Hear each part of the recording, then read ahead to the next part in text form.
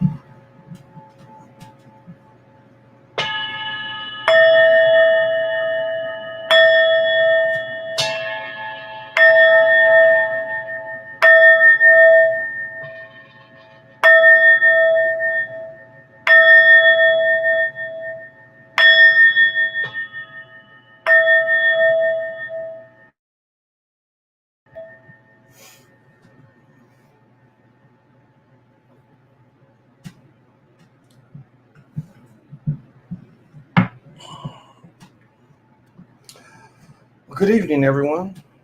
Welcome to the Chocolate Mountain Show. And I am your humble, sleepy host. Eight Wind is Timeless. I am the holder of the continuous ball game created by the Hero Twins. I'm also your galactic daddy-o, sitting on my galactic patio from Minnesota to the universe. The one, Aggie Pride, what's happening? Giovanni, what's happening? Ivor, thank you for joining me. Jay, thank you for joining me. Oh, wow. That just happened. I didn't hear about that, Ivor. Hey, James. Hey, Greg. 1,000 subscribers. Yeah, trying something, James. Well, I'll tell you what a big tell is. What a big tell is of all this. Let me see if it's still here. Well, Paul George only shot, 15 shots?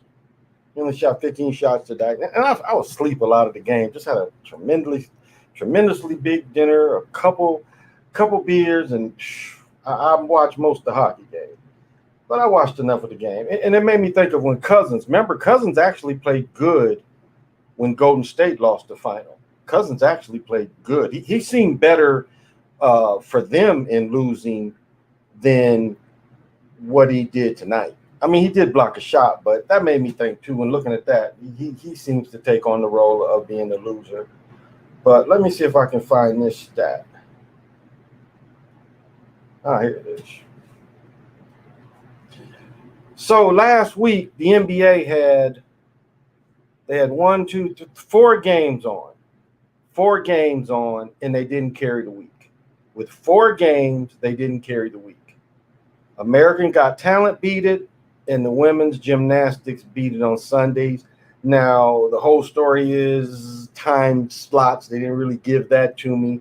It the top out of the top five, four games. Of the top one, two, the top six, NBA is 3, 4, 5, 6. I will say that, and I it seemed like I didn't. I had the rest too, and so that's a telling thing. That's a telling thing right there. That they're not carrying the week. You got 4 games, and you should be number one.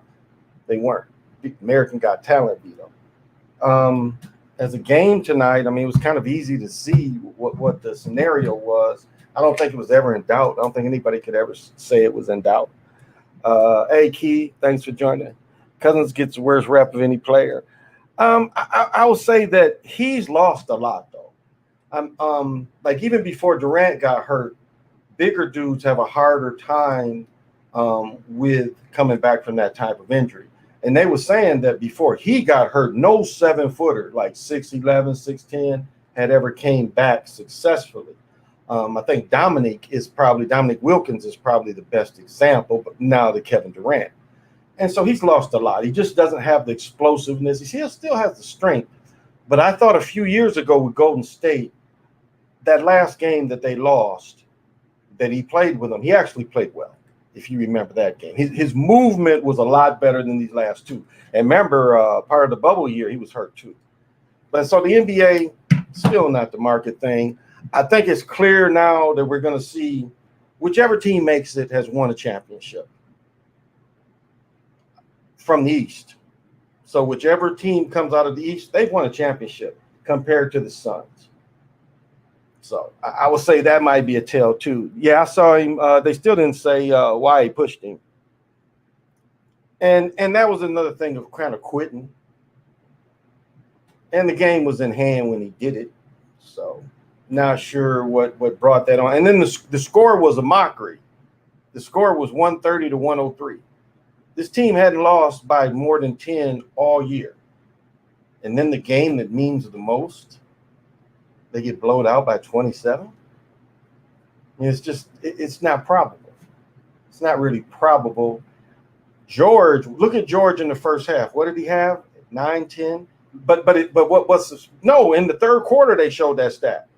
That is what surprised me more than anything was his lack of shot attempts. In the third quarter, he only had it was up to 15 attempts. So in the other game with 40 points, he shot. He did only shoot, I think 20 plus. No. He shot more attempts. Now I can't think of how many more it was. But he wasn't aggressive tonight. And they see about Reggie Jackson. They turned the basket off. See how they did Reggie Jackson? Remember, Joe Harris was the best 3-point shooter during the season. But when the basket's turned off and they need a basket, Joe Harris can't hit. So,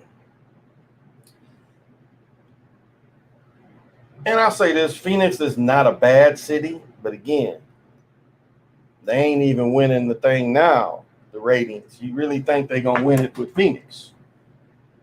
So which team now is going to win the ratings? Young players tend not to be known nationally as much. We riding on Chris Paul now? Is that the ratings thing? Since Chris Paul got all the commercials, he's carrying the gate. Chris Paul's carrying the gate. Could be. Hey, PJ, if I didn't say what's happening, Neat came back. Boogie played great in that whole series. But, Ivor, that last game that they lost, he played excellent. I mean, he really was the closest I've watched him like he was before. If you really look at that last game that they lost when he was with Golden State, he really did play well that last game. He was more explosive. He was really moving good. And then the thing with the Lakers didn't really work out. That was Bush League. Yeah, it was. It was frustration. I mean, he's a bully. And what's the last thing a bully going to do? Hey, man, Manny. Draymond Green lost that game. Double 13. Yep. I'm thinking he may have been told to mess with CP3. How did you go? How did it go when he left LA? That could be. It could be. PG plays if he got a bag for not trying. He did. He really just it was that nonchalant, not really attacking, not urgency. I mean, I'm looking at the fourth quarter, and who's the dude? One of the announcers. He showed a good point. You like the announcers sometimes show how to fix is. So they go double team the ball when you in zone, and you leaving Paul to just go shoot a three. So why are you doubling so far out off the ball in a zone? You match up zone. They playing a matchup zone. Why are you doubling over there, leaving your man to shoot? And then did you notice after Paul hit, did you notice what he said Batum? He told Batum it was his job to go out there. No, it wasn't. They was all matched up. Batum was man. Batum wasn't supposed to slide behind him. I don't know if y'all caught that. I'm like, that's acting there. Because Batum was matched up with his man, if y'all remember. There was Batum's man he went over and double with. And then he pointed at Batum like Batum was what? Supposed to run behind you and sprint over? That made no sense. Defensively, you was the man that was out there. What you over here for? So that was a play that showed you they gave that open shot. And they do that too. They give up open shots. Yeah, 33 points in the fourth quarter. Yeah. Hey, Gray. Oh, you just got off? Okay, good for you. Suns are going to get it. It's crazy how many people still think it's real. So thankful for the research community. Oh, definitely.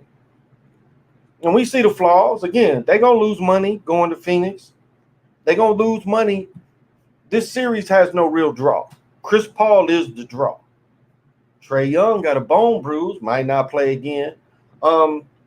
Now, as far as Giannis's injury, I'm not surprised because it was somebody we saw that leg did worse than that. It was some game, and I want to say it was college. The knee did worse than that. I mean, this knee totally buckled out like it had tore everything up. ACL and MCL. That brother came back like it was nothing wrong. So I was like, that was one of the most astonishing things I've ever witnessed. This dude seriously sprained his knee, if nothing else. And then he came back and played like nothing happened. And I'm like, because he like did the splits, but when he did the splits, he kind of came down on one leg. So it was the most awkward looking thing. There was a non-injury. I was like, there's no way this dude came back. This dude came back and played. So that's what it reminded me of. It reminded me of that game. And I'm sorry, I can't remember the exact game, but it was like the knee looked very similar, probably worse. This instance I'm giving you, it was probably a worse knee movement. And he came out to play. Now they saying no structural damage. Ty Lue got out coached bad. Hey, Strong. I don't know if he got out coached because your dudes don't play enthusiastic. Your dudes don't play with a sense of urgency. I mean, this is do or die. It wasn't like they won the other game and the do or die didn't go away. You had 2 games to still win. And I just didn't see that sense of urgency in them the whole game. I mean, they let Beverly play the bully. Remember when Beverly was getting killed, they wasn't playing him because he couldn't stay up with nobody. But then they let Beverly foul for 2 games. He get to play. Y'all remember that? Game 1, I don't think Beverly hardly played. Remember that? He didn't hardly play. They was getting torched before he broke his nose. They was getting torched. Beverly couldn't stay with him. And then they let Beverly hand check, bully. Beverly had the charge they gave him tonight. Wasn't no charge. So I'm not sad to see him go. But it's just the no sense of urgency at all. Like none of them had panic at all. Like at the end of the game, what's number 5 they brought in, they traded for the boy from Duke. Remember he came in and he stole the ball. And remember he threw the ball right back away. Now, you a ball handler. Dude was in front of him, but it was a dude with him and a dude in between them. So it was like, what are you trying to, why ain't you keeping the ball? It was like he was still in front of his man. So he still could have created a 2-on-1. And he throws the ball to the one person that could defend the play, and that's kind of sideways. Remember, he threw it sideways when all he had to do is just push it up. That's urgency. We got to score here. Not we can afford me to throw a turnover. So that's the one thing I looked at that is that was suspect. Now, but it's just in Lue's coaching, no sense of urgency in his coaching either. So But this is gonna be interesting. Again, I found where I can get the ratings. See who win the ratings for the week. The NBA should be killing it. You know, if this was NFL wouldn't be losing to Americans Got Talent in the Olympics. These ain't even Olympics. These are Olympic trials. They losing to the Olympic trials. To the Olympic trials, they losing too. So, Brian, what's happening? But yeah, yep. That people been bringing that up. Yep. King Kang, what's happening? Be able to stay healthy is the key. Again, he's a little dude. He's a little dude. I think the Suns sweep the series. Well, let's look at history. Let's look at history. The Warriors won 40. Did the Warriors win the very first championship? If they didn't, they won 40, 49 or 50. So Warriors had won the finals before. I want to say when Wilt won in 60. Yeah, that was Warriors with Wilt too. I don't think they was the 76ers when Wilt won in 60. What was that 66, 67? Or was that 67, 68? I think Wilt was still the Warriors. So the Warriors had won. And then, of course, they won with me and the one's homeboy that played at A&T, Al Atlas. Al Atlas got a chip too. He got a chip with Wilt. I think Al Atlas was on that team too. He got a chip with Wilt. So, and he got one as a coach. So Al Atlas, so they won it with Rick Barry and Al Atlas. So history shows that the team, I think the last team that won it for the first time was Dallas. Other than, we will say Cleveland. But again, Cleveland got to draw. Cleveland got to draw LeBron. And that was just one. They just gave him one. He lost the next one. There are OG Sun fans. Suns have a big fan base. But again, it's people don't want to go down there in the summertime. People don't want to go to Arizona in the summertime. It's too hot down there. So, yeah, it's got air conditioning, but people can't really be out like that. Like, can you golf this time of year down there? Is it too hot to golf yet? Maybe I'm wrong about that.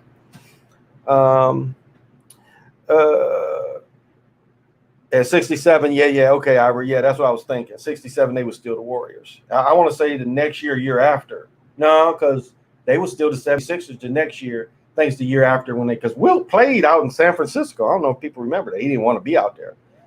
That's why I was surprised Wilt went to the Lakers because he really didn't like California like that. And then he ended up living the rest of his life out there. I saw a couple months ago they were selling Wilt's house. Wilt built this house on the big mountain and shit. Really cool house. Adams won it. Yeah, Adams won as a coach. Yeah. He won with Rick Barry. That was the team where Rick Barry was on the team. Rick Barry could fill him up. Rick Barry could definitely fill him up. Joe Glass, Cameron Payne. Yep. CP3 going to get that asterisk title. Toronto was the most recent. Yeah. Toronto was the most recent.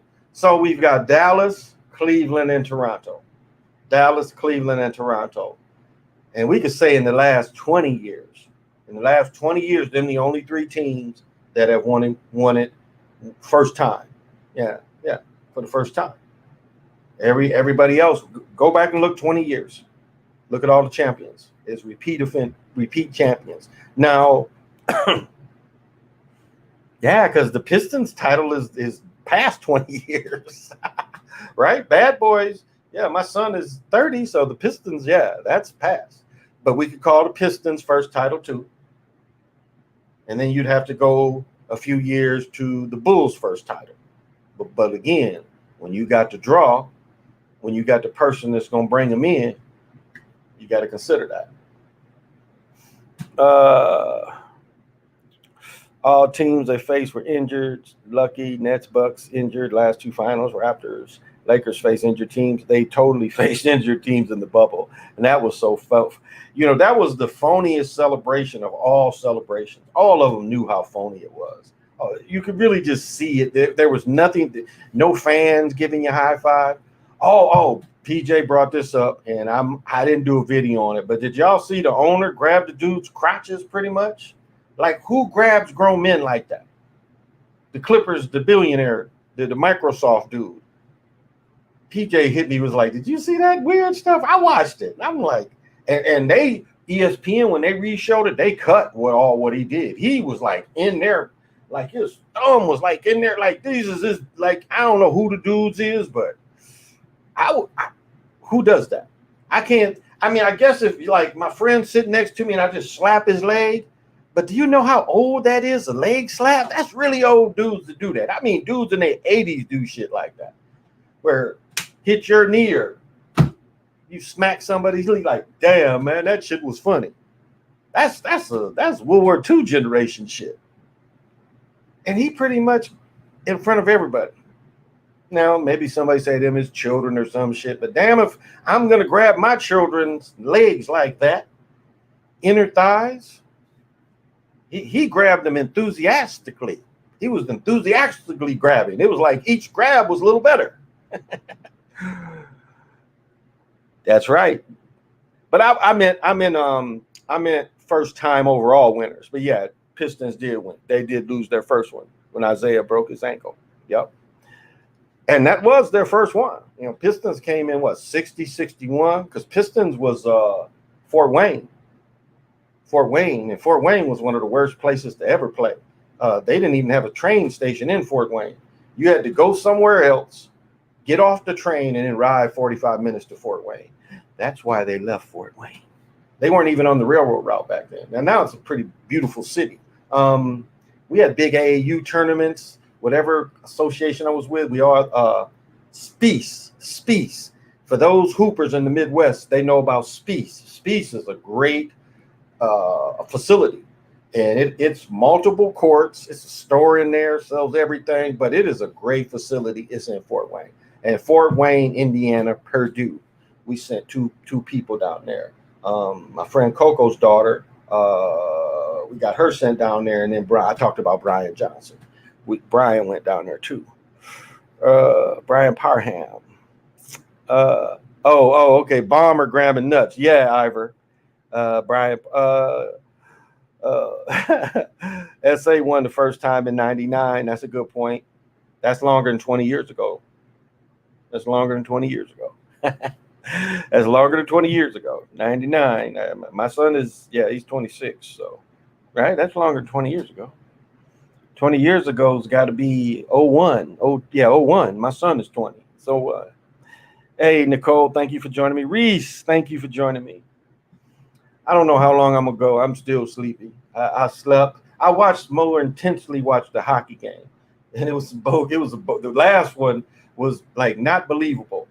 It banks off. It comes out. The dude kind of controls it, and then he banks it off his left skate. I've been watching hockey since I was a little boy. I don't ever remember pucks going off skates as much as they do now. But they won 3-1. It was 3-1. It was 2-0 second period. So I watched more of that, and I fell asleep. I was like sitting up. Next thing I was dreaming, I was like, my neck hurts. Why does my neck hurt? Because fell asleep sitting up. I wasn't drunk or not. I went to bed at 4, and of course, the bothering me by 10. People's bothering me, waking me up, what's going on, and all this, and happy birthday. And so I didn't get a lot of sleep. Busy all day. So I fell asleep watching the beginning of the game. And I was more kind of watching the hockey game. And so my neck still hurts. But let me tell you, my mother took me out, and we went to this place called the Copper Pot. They got everything on tap. They had 40 beers on tap. 40 fresh beers on tap. Place was semi-packed, nicely packed. My mother got some short ribs. I got onion rings, and I know it was fried stuff and a burger, a real burger, not that other fake stuff. So, but today, let me tell you, walked a couple miles and then hooped, and I mean worked out, hooped, like did dribble drills and shit. Shot about 100 jumpers. So. Active day. Took a couple showers today. Well, thank you. So y'all kind of still enjoying it with me. Bill Cosby is funny, and I wrote this on somebody's Facebook page, and this is how you got to look at it. Bill Cosby getting out is the same as Juneteenth, and I mean that it's distraction. It is a total distraction. It's like, okay, you people are thinking too good. It's like collapsing that building don't make people think enough. So then they put this back in here, and people like it's a victory. Is it really a victory? I mean, what did they say about OJ? OJ supposedly got 10 years. But this dude saying, hey, was at the jail, the prison, and wasn't seeing OJ at the prison. We've been hearing things like that, where they saying these people up in there, and people ain't seeing them in there. And I mean, an 83-year-old man who ain't watching, kind of. This is a very stressful environment. It's stressful everywhere he go. You know people gonna mess with him, so he got to have extra people. You kind of got to have a helper there with his sight. So what? Not saying it ain't motherfuckers in prison that old, because there are, but I'm saying most motherfuckers that old in prison, they've been in there, so they used to the shit. He's not used to that. You know how hard it is to sleep in the jail? I mean, you got to be pretty much exhausted. And I've said this before. When I was a cop, if we had to go to court in the morning, Kalamazoo, it was matter of fact, it's a tiny jail, but it still was a jail. And there was a place in there where we could go sleep, and they would come wake us up so we could go testify. Go in there, whatever court case we had. And we talking about exhausted cops. Exhausted. So we go in there and really sleep hard because we sleepy. We've been up all night. And we got to sit there and testify. Overtime. You get overtime for testifying, of course. But so it's not an easy place to sleep. And I've taken people to prisons. And just the noise is constant. Noise is constant. And you know what a prison is. Like the Matrix shows you what the prison is. You know the Matrix with Neo look around? The prison is a human battery. I mean, it really is. Prisons are human batteries. The shit they showing you in the Matrix, they are really doing in the prisons. The prisons are there to suck energy out these people. Energy harvest. I think that's what they call it. Energy harvest. That's all it is. You want to see what the Matrix is talking about, human batteries? It's in a prison. I mean, if you visit a prison, you can feel the sucking of energy. I mean, the premise is they sucking away your freedom. That's the premise, right? But they're really batteries. Prisons are a type of what the Matrix said, the beast needing power. That's what prisons are. I don't know if people understand that. Wait, great, thank you. Yeah, it was cool. 40 on Reese. Oh, but the food. Like my mother gave me a piece of that short rib. Whoo, it just like melted in your mouth. It was on a piece of bread with gravy. Yeah, everything was good. We went, I think it was still happy hour. So I ordered I think it's called Castle Cream Ale. And I forgot what it tastes like. Very good. Very good. Like you see, I'm not even drinking beer right now. I'm so tired. And I got 8 beers in the fridge. I drank one and I just finished it. I opened the beer when the game came on. This one beer, I opened it up and I just got done drinking. That mug sit there because I got sleepy, but I zoned out. But yeah, it was really good food. I was really impressed. But we had went. Somebody had went there yesterday, and we've tried to go there before, and it was always packed. Nice place though, really nice place. But nice fresh food. I mean, costly, but not, costly, but not overly costly. Like some places you go in, it'd be like $25, $30 a plate. This was kind of in the range from like 13. Some was 20, and it was too hot here to eat walleye. Walleye is one of the favorite things or favorite fish to eat here in Wisconsin is walleye. Yeah, when it's hot, you don't really want all that fish in your belly, especially that fried fish. But the onion rings, I love onion rings. And onion rings are good. People forget that before McDonald's pushed fries, most people ate onion rings. I don't think people remember that. It wasn't fries, it was onion rings that was more, well, in my experience in the 60s. Like my brother tells a story about A&W. I don't ever remember going to A&W and getting a hot dog and fries. I don't ever remember that. It was always onion rings. And you really didn't start seeing onion rings until McDonald's. Or excuse me, you didn't start seeing fries until McDonald's. Oh, Burger Chef sold onion rings too. So Burger Chef sold onion rings. And I'm all over the place tonight. I'm sorry. Putting out emotional strings, energy, vamp. Oh, yeah. Oh, yeah. Okay, yeah, Bismarck. Oh, okay, I'm sorry to hear that. He is around my age. slightly younger or maybe slightly older. That's too bad. Wow. It's like this. I think I told this before. Um, one of my teammates died. And this is an Aggie. One of my teammates died. Pig Iron, Maurice Bryant. Um, this other cat died that his brother played football, and this dude was just one of the guys.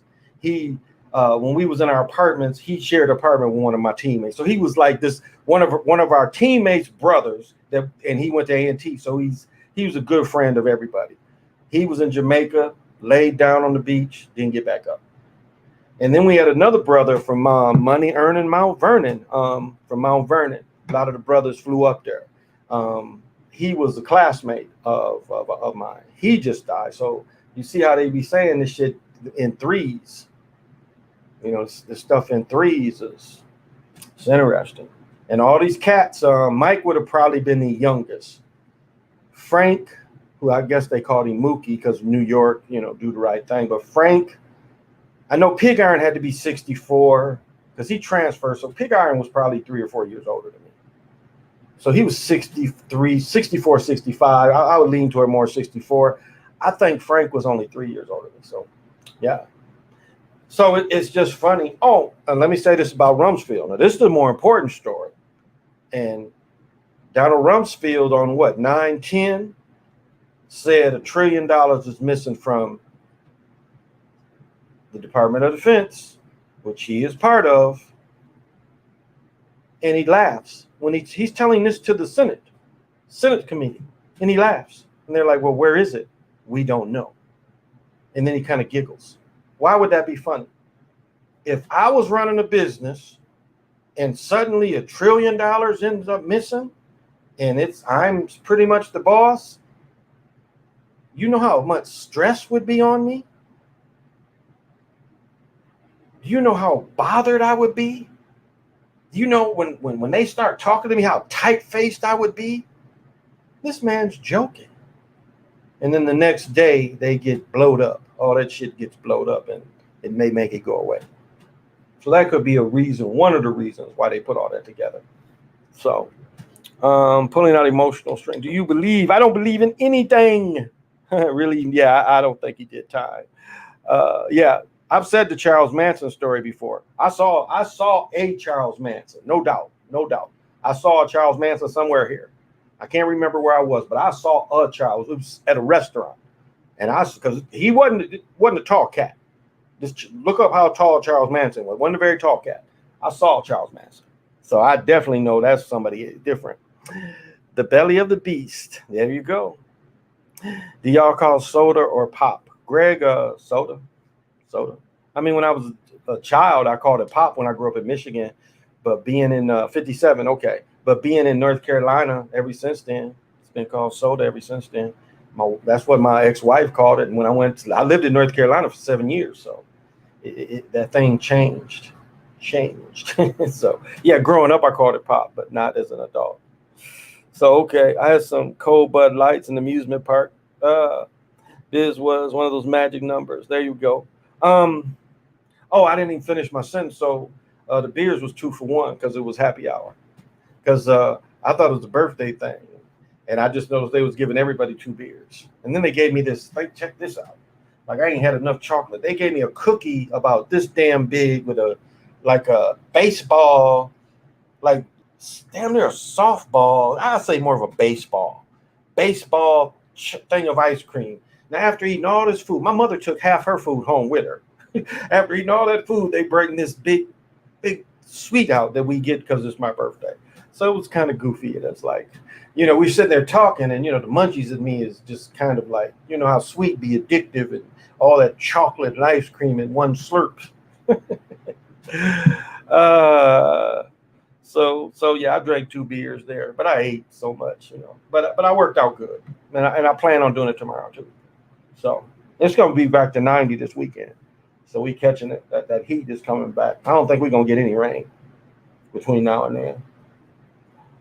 So, you know, it was a lot of love. Like people forget, even though I'm controversial on Facebook, I like everybody's stuff. Like it's rarely that people will say I didn't like their stuff. So, and so a lot more people wish me happy. Some even people I forgot, but a lot more people I was quite surprised. I was like pretty much going, please stop. So I ain't got a like for you comment. I was kind of thinking to myself, I hope I don't go back on. There's a bunch of people I got to thank. So, but you give what you get. That's the thing. So yeah, I don't think Cosby was in prison. I don't. It's just it would have been too hard on the prisoners. They definitely didn't want him to die. So, and he really, I mean, he's old in his 80s. So I think Sly had a good point. Was he broken? It's a good point. Could be. And he ain't had to be in prison to be broken. Remember that.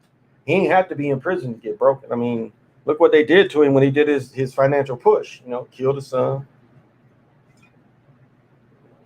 I heard one dumbass say that type of Mercedes the son had would change its own tires. Now, it was a car invented that could change its own tire. I don't know if y'all ever saw that. Anybody ever see that before? It's a car that could change its own tire, but this car was from like the 50s or some shit. I have not seen a modern car that can change the tire. I remember I heard one goofy say that. It's like, well, he had the kind of car that but the thing is if you have insurance, there's not too many places you can't call and be like, hey, I need somebody to change my tire. Sit in your car. You safer in your car anyway. You in the freeway, you safer in your car. Just call them. Most time they come in 20, 30 minutes. Yeah, they always talking about that, James. They call it a new name. They call it a new name. What do you think about the upcoming stage? Yeah, that's another thing. Now, I don't think I had Demita Miles on this show. I think it was on the other channel. But Demita said, and anybody that's from the East Coast, let me know. Demita said she got an alert on her phone that said already they're under use less power. They was asking everybody to use less power, and she lives in New York. So already that about New York. One of my friends down in Atlanta, she was saying that they expect some type of possible EMP to be released in the fall. So it appears it appears like Dick Gregory used to say that about the tire. Oh, that was Dick Gregory? Yeah. That kind of car didn't do that. That kind of car wasn't like that. You had to get out and physically change the tire. How does a gas change? How does a car change its own tire? No, I watched a film in the 50s. It was a car that it did something with the axle and it kind of changed the tire. But this is some 50s kind of after the war kind of shit. This was not it was a show car. It was some kind of weird show car. But it did it. But nothing today. Gold mine. Are you trolling? Are you trolling Gold movie?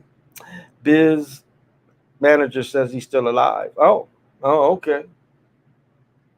He's there. He's on the watch list though. Because coming up now, what we got coming up, we always see blood spilled coming these holidays. They always have blood spilling on holidays. So we've got one of their major holiday, which to me is the most embarrassing holiday of them all. So yeah, like a concept car. Yeah, exactly. It was I want to say auto show or something like that. Auto show, but yeah, concept car. It was nothing that was ever on the road. Oh, did y'all see the car that flew? The car that flew for 45 minutes today. Or yeah, I think it was today. The car that flew. I don't know if I saved it or not. Maybe let me see.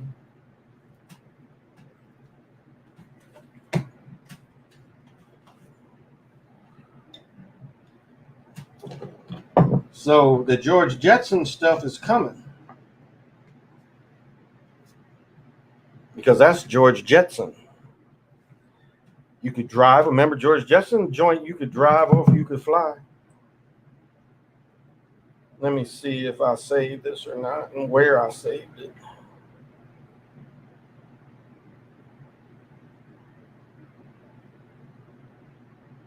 Oh, here we go.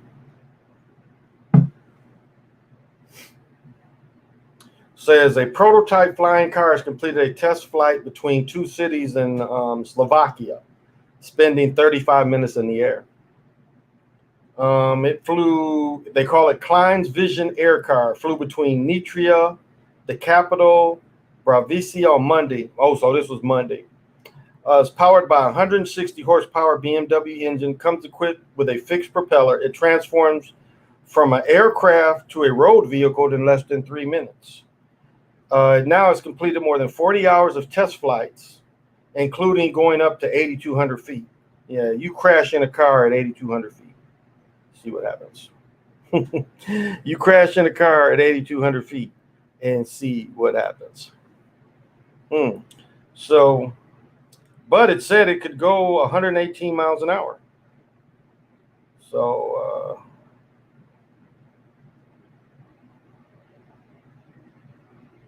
expects to put another car coming out. Don't really know. None of these pictures are really the greatest.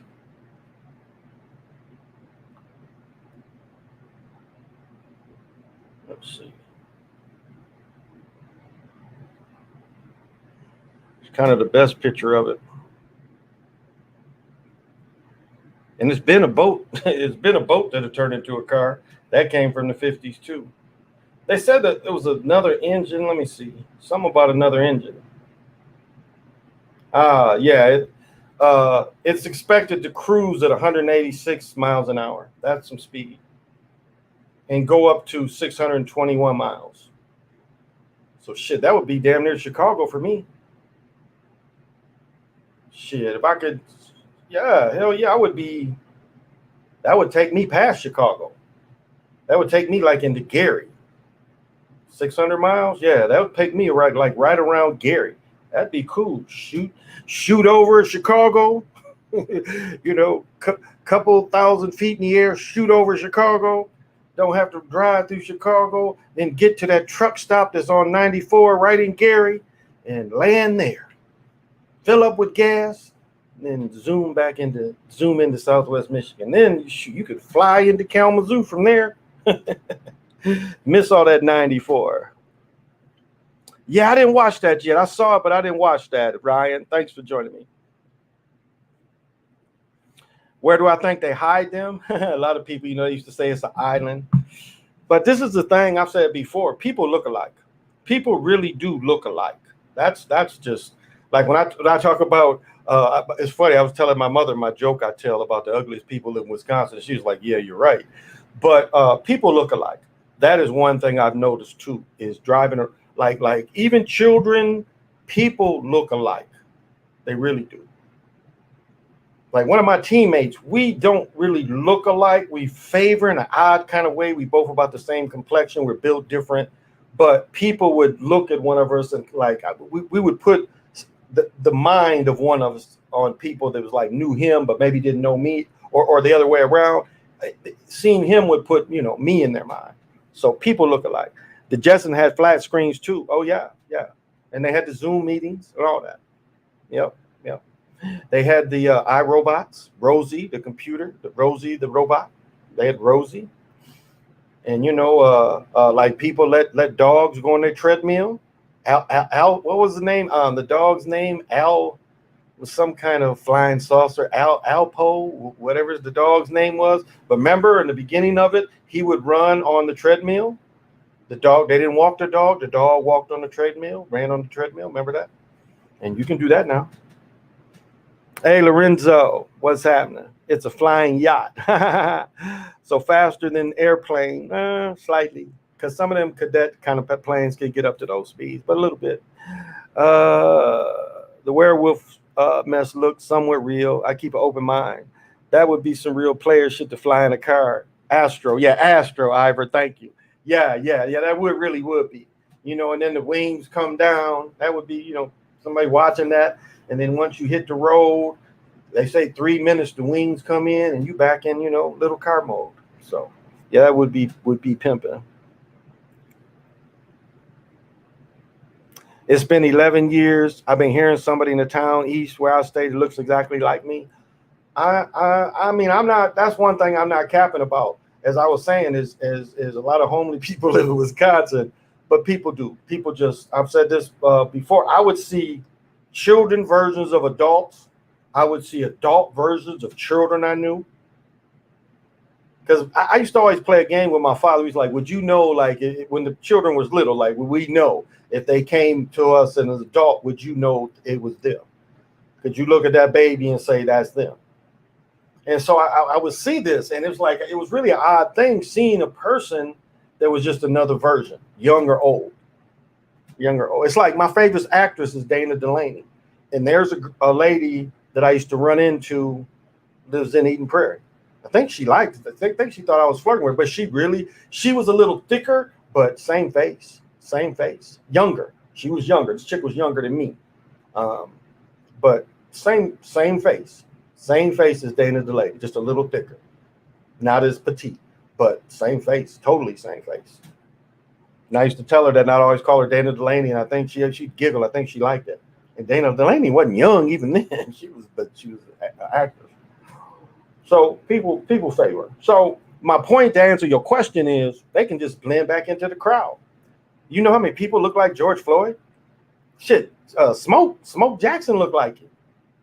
I mean, some people were saying with maybe a little makeup here and there, they looked almost identical. The same phenotype. Big nose, big flat nose, big lips. When Smoke wearing glasses, you couldn't tell. Look at that Nipsey Hussle shit, and they had supposedly the brother. You know, the Ethiopians. They had supposedly had the brother. That could have easily been, the character talking at his own funeral. I know some people say, well, we grew up with him and it was two of them. But that my point is that's how easy people would be fooled. People would be fooled that easy. So people ain't got to hide like that. I mean, when people go to a witness protection, they ain't worrying about, like they tell you they get plastic surgery. No, they don't. People will look at you, and most of the time, people won't even pay attention that much. Well, you look like, and some people might, and most people won't bother you. If you act normal, most people won't bother you. They really won't. What part of Wisconsin you in? I'm the Illinois border. I live in Minneapolis. Well, actually, I live south of Minneapolis. I live in the Twin Cities, though. Well, it's better to be on the border than to be in there. I'm just joking. It's just a joke, though. I asked them, are they on the run? I hear people were seeing Kobe in West Palm, Florida 2 weeks after the fake helicopter. It wouldn't surprise me. Now, he had a kind of unique look, but not like he didn't look like his daddy. I didn't really think he even looked like his mama, really. He definitely didn't look like his daddy. His daddy didn't have that weird kind of slant nose. He had kind of a Bob Hope nose. So you think Bob Hope got with his mama or something? His nose was like Bob Hope's. He had a nose just like Bob Hope's nose. And Bob Hope's was one of the greatest movie pimps ever. Went around the world and took all his girls with him around the world. We called it USO. And he's smashing all of them. He was one of the greatest pimps of our times. Well, not our times, but before times. Hey, Mr. T Gamey, what's happening? So yeah, people look alike. So they ain't got to really hide like that. They ain't really got to hide. Now, like even witness protection, the internet and stuff, it's a little easier to match people. It was like they did a documentary, but it's a book called Dr. Snow. And this is the dude, and I wish I could think of the chemical, but this is the dude really taught me how to make, how you could apply this chemical to cocaine and it would double it. And when you cooked it, it didn't take away from it. It's not like blowing it up with 7-Up. It was really this chemical. And Maurice worked at a pharmacy, and you could order this stuff through the pharmacy. It wasn't really a controlled substance, but it was a chemical that they used. And I used to get it, and you could just spray it on this stuff and put it under lights, and it stayed with it. I mean, it really stayed with it. You could take damn near one, make it into two, and it stayed with it. All of it would numb your mouth and all that. I mean, it really mixed good. But anyway, there was this dude named Dr. Snow, and this cat, Larry Levin, I think is his name, if you want to look him up, Larry Levin. And Larry Levin pretty much was one of the biggest. Again, he was a government agent. He was like going to dental school, didn't finish. But he had early 80s, he driving around with a car phone. Now, I've already told you before, car phone's been around since the 60s. My mother used to work for Bell, and she said, yeah, we had a separate line for people with car phones. So car phone's been around for a long time. But he had a type of cell phone back in the 80s. And so people didn't wonder how this dude that is a dentist in training, he ain't even a full-fledged dentist yet he's balling. But I bring him up is because he went on the run and was free. And he bragged, and this is tells you some agent shit. He bragged on the phone because when you're supposed to cut contact with the world, you're supposed to cut contact. But they got him taped on the phone saying that he's fooled everybody so much, and that one of his neighbors that he fishes was an FBI agent. And so the next thing they do is they fax all ex-FBI agents in the country, and that's how he gets caught. Well, there's a thing showing him, and they show a little. So I think his name is Larry Levin. But my point is, he didn't get no face surgery or nothing. So, I mean, sometimes you ain't that wanted where it ain't everywhere. Even back then, again, we talking 82, 83 probably. So, before the internet. But still, I mean, he didn't have a big mouth. They pretty much could have just slid. Money can do that. Money can make you, just the taxes and things like that. But other than that, and there's ways you can get away with that too. You can get away with all that. Tracy McMurray said he called Kobe's phone today and it said the number was no longer in service. Interesting. Yeah, Lorenzo, people have been talking about that. They brought that up. How do you feel about NCAA let players get paid off their name and likeness? Well, okay, so you're going to get some money from jerseys. You can get paid from the video companies. You can get paid from YouTube videos. You can get paid for TikTok and all that stuff. It ain't checks. Because what they'll do is they'll cut back on selling your jerseys. Now, if you're selling a lot of jerseys, yeah, but these people don't like to share. And now they forced to share some of this stuff. So what's the least they could share? They ain't say revenue sharing. They ain't say revenue sharing. They ain't saying they getting checks. So when that kicker or whatever that dude was, remember, he got ineligible because his video, he got some thousands from his YouTube video. Likeness is jerseys, video games. That ain't checks. That ain't profit sharing. So I don't really see it as a win yet. It ain't really a win. Now, if you're saying you're doing all that on top of the stipends, because they've been doing stipends, where now it's not uncommon for any level to get $200-300 a month, if not more. You might even get that a week. So that's kind of been going. They've been allowing that kind of thing, where you can have money for food, and you can have money to do your clothes and all that. So money to go out. So that's been the last couple of years. So are they raising all that too? So it ain't profit sharing though. So it's not going to be equal until it's profit sharing for the players of the big schools. Because, okay, and that's the other thing is how do lower schools, how do small schools, like who cares other than your jerseys? And a lot of small schools don't even put the names on the jerseys. Like I'm trying to think A&T.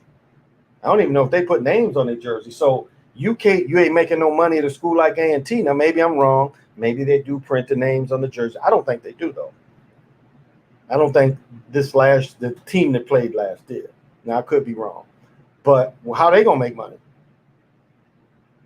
The finances ain't the same. Is a lot of people that's buying, the local individual. People buy the school, but, are people going to stop their habits of again, because you can get any jersey now, and I'm pretty sure there ain't no names on jerseys you buy. Like if you order a jersey from the bookstore, it ain't got a name on it. I'm pretty sure of that. So if it's your number and your name ain't on there, you're not making no money. So how do small schools make money? Again, you can have a YouTube, you can have all the other stuff like that, and they get less stipend too. I don't even know if the small schools like that get a stipend. I don't know. How do you?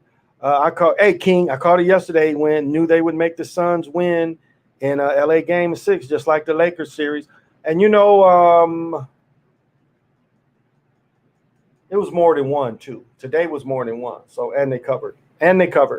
You did King one, and they covered. Get them like, oh, thank you. AT208, what's happening? Depending on the revenue, treat it like the WNBA. revenue sharing is really what they should do. I mean, I've broken down the disparity. You know, you're talking about $1 billion business, and I think I broke down the numbers a couple times on even this channel. You look at like basketball, and you look at the billion they make on basketball compared to all the scholarships of all 300 schools, and really the most money made is during the tournament. So you wouldn't even have to break it down to 300 schools. You only break it down to 64 schools. So you break down all the money they make revenues off the gates, TV money, and all the merchandise. And the scholarships for 64 teams, it's about 67 teams now. But the scholarships compared to that billion, it's only about 30 million. So some way, and then they say, well, you go to one of these schools, the tuition is so much. Yeah, it's not comparatively what's being made. That's the thing. It's not compared to what to be made. So it's a minor win. They was forced to do it by the Supreme Court. And the Supreme Court gave them a chance to do something. That's what the Supreme Court said. So they're hoping that states don't come down on them and say pay them. And I say revenue share for the top schools. But any level, revenue share any school. Because if you go to the NCAA tournament, that's money. Every game you play, that's TV money that the schools get. So I think the players should get some of that too.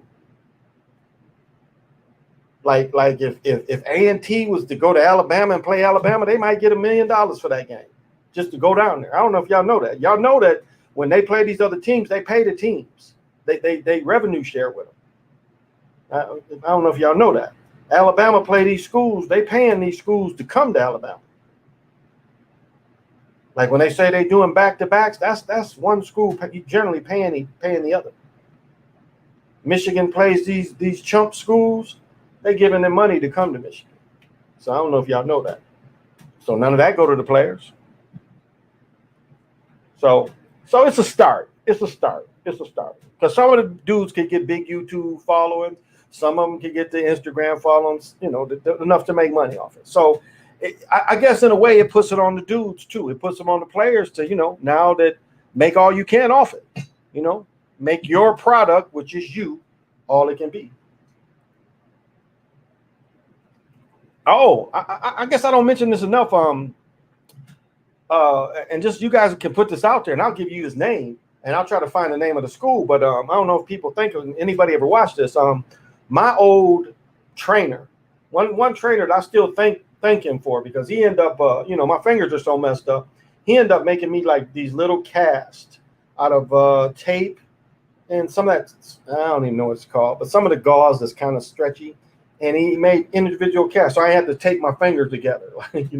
One finger was like, I'm like Spot damn near. I think this one was like this, and this one was like this, and I'm catching.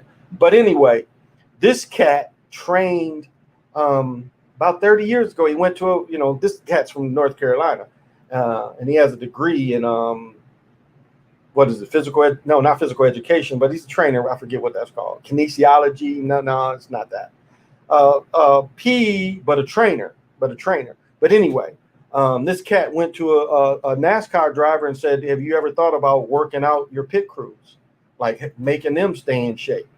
Now all the teams do it, but he helps brothers and sisters, and he helps everybody, but he has a school that does that. So if anybody ever, something that it would be interest, somebody might be interested in that. Again, I think the school is in North Carolina, so keep that in mind.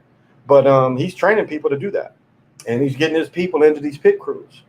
So if you know somebody that would be inclined, that's something that's out there. Jet ski, they don't want to pay nobody. It's free work. Does it remind you of something? That's a good point. Did you see Cousins tell CP3 that's why nobody's fucking with your weak ass? Yeah, I caught that too. Hawks and Bucks going to 7. The date would mark the 75th anniversary season, July 5th, 75. That's a good point. That's a good decode. So it doesn't. I mean, I'm a little bit surprised. But see, I like putting this pressure on them because they losing gate. Not having the Clippers, they losing gate. So Again, they should be killing. You got 4 games, and you ain't one or two. You ain't one or two in the week, and you got 4 games that week. Now, granted, you in the top 6, but you should be 1 and 2. When Jordan was playing, they was 1 and 2 all his playoff games, so they would carry the week. So we see already the ratings is down. And the numbers ain't terrible. I would like to see the share. Nike Adidas money too. That's a good point. Did you see Beverly, bitch? Yeah, Abram. Okay, you say that Nike's Adidas money too. So shoe money? So they can make their own shoe deals. Okay. That could be that's a changer there. If they can get part of the shoe money, that's a changer. That is a big changer because you can already get your shoe deal now. I didn't realize that. What's that? I didn't realize that. Thank you for telling. Oh, I'm hitting the table. The table's moving. Okay.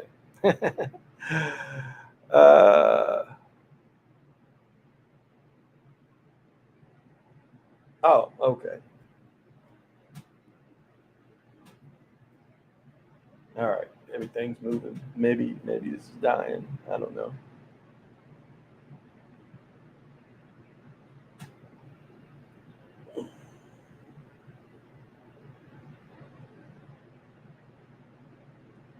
No. I don't know. It'll be all right.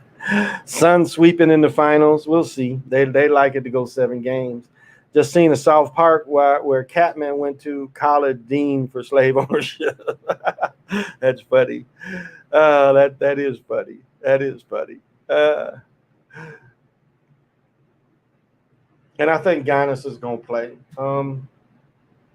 I think people would rather see Trae Young. I think they want one city that's going to make them money because, again, if the Bucks win, they're not going to get high ratings at all. I just don't think enough people care about Chris Paul. Now, I could be wrong, but I think it's funny because putting the Suns in there, they know they're taking a financial hit. And there's no way that they can get out of taking that financial hit. Compared to if one of the LA teams made it. So Phoenix is going to get 4 games. Aren't they the last top seed left? So Phoenix to get 4 games, right? In Milwaukee, is Milwaukee 2? I want to say Milwaukee was 2 or 3. So we'll see. We'll see. Hawks or Bucks. Makes more sense to put the Hawks in there. Trae Young has more of the imagination of the league. People don't really like watching Giannis. But I'll say this, watching them Shaq highlights, if y'all watched that TNT thing last night and watching the Shaq highlights, Shaq played a lot like Giannis, ran a lot less. He ran a lot less than Giannis runs. So I'll give that to Giannis. At least he runs up and down the court better. Shaq really didn't. Shaq did his damage around the hoop mostly. He wasn't doing a whole lot of back and forth like Giannis does. So I'll give that to him. I will give that to him. So, but I'm thinking the Hawks make more financial sense. Again, they're going to lose money on this. They're not going to carry the week. They're not going to carry the week when the finals start next week. They're not going to carry the week, and that's not successful if they're not carrying the week. So we'll see. We'll see. But they lost money again when they lost money on the Spurs. They gave Spurs 5 titles and lost money on all of them. So that's kind of how they are. And then they're paid by TV, but they ain't gonna get a whole lot of new stuff. Oh, and it was one more Super Bowl commercial I saw. Can't think of what it was. I didn't write it down. But I said it was 3.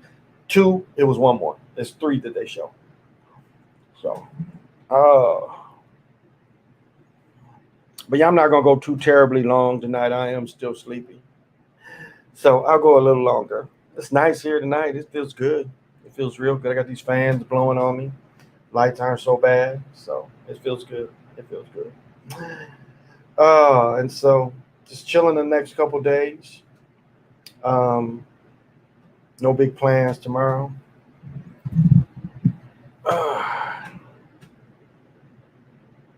Yeah, hey Brandon, what's happening? Yeah, Shaq and Kobe was fun. But like, do y'all remember Kobe's first playoffs against Utah? And Kobe was shooting them air balls. That pressure was on his ass. I'll tell you though, this Kwame stuff is getting crazier and crazier far as how he was treated, how he was treated. And then, the Prop 40, well, was he under Prop 48? But can you imagine that, going to camp at 17, and then you turn 18? That's a hard thing. That's a hard thing. It's like they were saying, teasing him because he didn't know how to order from a freaking Greek restaurant, which I don't like nothing Greek but that damn pastry they got. That's about, well, I don't mind the gyro sandwiches, but, and then dry cleaning. I mean, Dr. J had to get on Charles Barkley and said, son, you going to wear sweatsuits for 80 games? Dr. J had to get on Barkley for that. They said Iverson, check this out. They said Iverson never took clothes with him. Everywhere he went, he just bought new stuff. That's how you waste money. That's how you waste money. And I imagine growing up in South Carolina, dry cleaning probably wasn't a great thing with you. And then, growing up kind of poor, so I don't know. Hey, I'm smooth. Thank you. I'm smooth. Well, I'm glad to hear that you're doing wonderful. That is a positive thing to always hear, that everybody is smooth. I'm glad. So it's just, it shows some evilness of people. People being grown men acting like children to tear other men down and not give them a fair shake. And it was a whole Gestapo-like, which is interesting. And I think Mike was exposed when that rapper exposed him. He's taking pictures with all the European and a brother that just bought into his stuff, his auction, and they don't want to take a picture with him. And I'll say this, I've been around him, and he's snooty as shit. He, no doubt. He's not the young dude I met back in school. He's that money affected him a little different, because we used to go up there when first, second year, when Charles Davis was up there. Charles was number 22. You watch his first or second year, and you'll see number 22. He went to Tennessee State. And when Davis was in camp, we used to go to them games. And then when Sam Vincent went up there, used to go see the games when Sam was up there. Sam would get us tickets. Oh, gee, you supposed to ball till you fall. Yeah, chameleonaire. Thank you, perspective. Kwame on the head. But I'm just, I can personally say, again, another one that could say he was, is his name Dwight? No, not Dwight Stevenson, but Stevenson. Remember, he played well in the 3-on-3 and he became a lockdown defender. Karl Malone treated him like shit. His last name was Stevenson. He came out of high school. He was about 6'4", 6'5". He played in this 3-on-3 in the last couple of years. I think the first year of the 3-on-3 he won it. But his last name was Stevenson. I don't think it's Dwight. I think that was a football player. But his last name was Stevenson. Karl Malone treated him like shit the whole year. He was mad that he was in there. He didn't think he deserved to be there. It's like that cat being from the country and Charles Barkley. Charles Barkley, like Chris Webber was saying a story about all dudes who should have made pro. And then this dude from Alabama, where there ain't a lot of talent. There ain't a lot of talent far as like you see in the North. And it ain't a lot of, back then, it wasn't the same opportunities that you would see in Alabama compared to growing up in Detroit. That all the things that hoopers have to face. You had the beginning of the hustling era. And, it wasn't as thick in Alabama as you would have faced. So it's dudes, for one reason or another, don't go lucky for them. And the timing just ain't right. But these dudes played a couple of years of great high school ball, played AAU great, and one reason or another they stopped playing, don't play. Like I talk about Tim Reed. Tim Reed was a storm on the basketball court. Bonzi Wells body like. He was like Edwards, but thicker shoulders like Bonzi Wells. One reason or another didn't make it. And being poor was one thing. I've told this story before. Senior year, he get caught walking down the street with a bed he stole. Instead of somebody stepping in and saying, why is this child stealing a bed in the first place?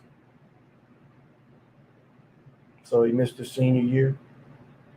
Goes to UAD, still playing with the best player in Michigan, AAU, better than Dan Marjorie. Dan Marjorie was rated number 2 behind Tim. Matter of fact, they passed a thing where AAU couldn't share cars because Tim stole Dan Marjorie's car. He hit Dan Marjorie, "Can I borrow your car to go to the store?" And Dan Marjorie's from Travis Bay.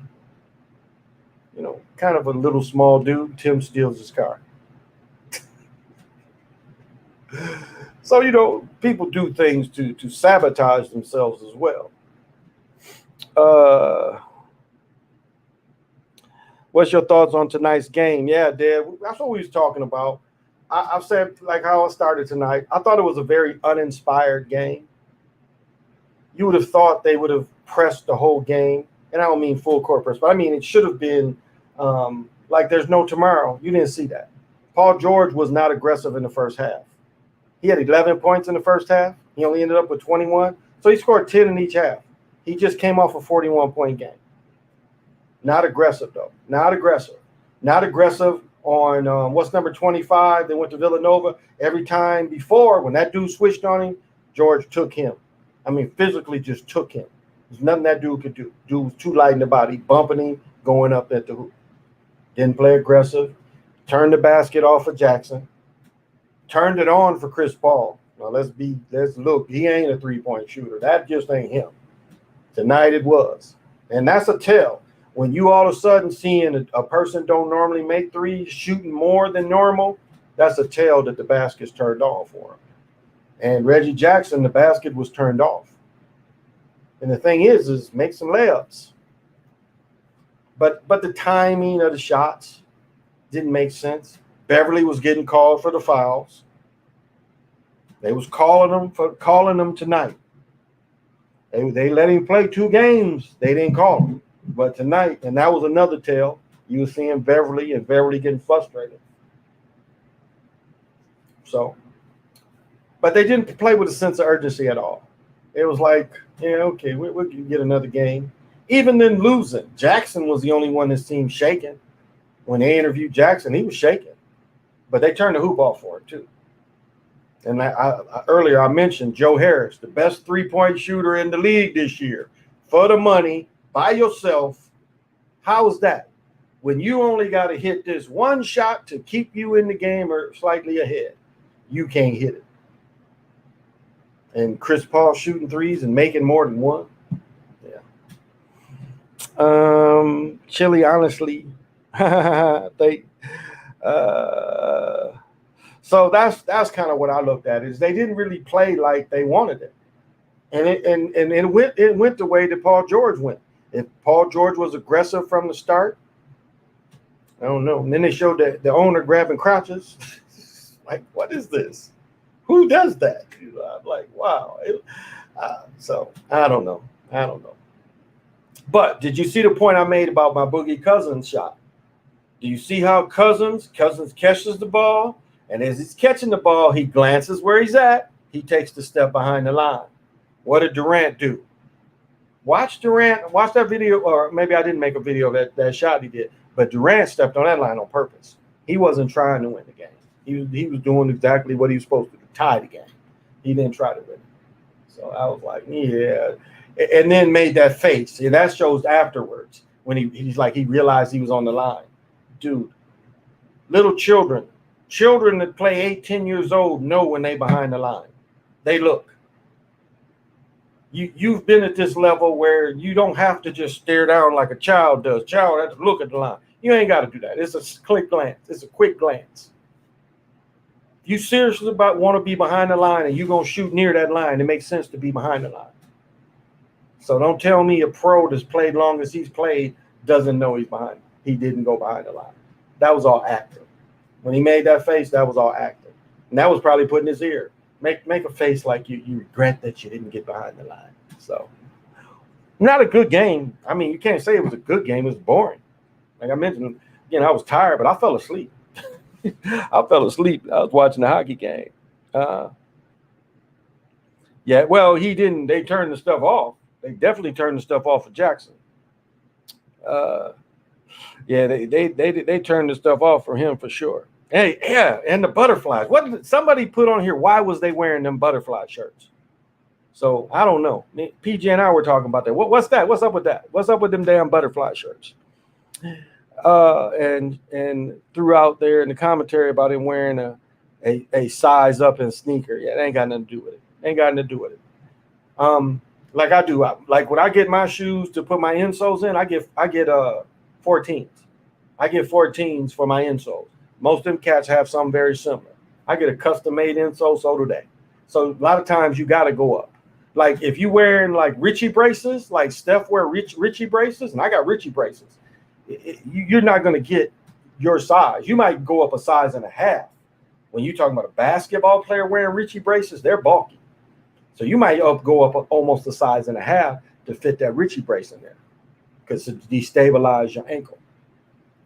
So yeah, that's no excuse. He knew better. He knew better.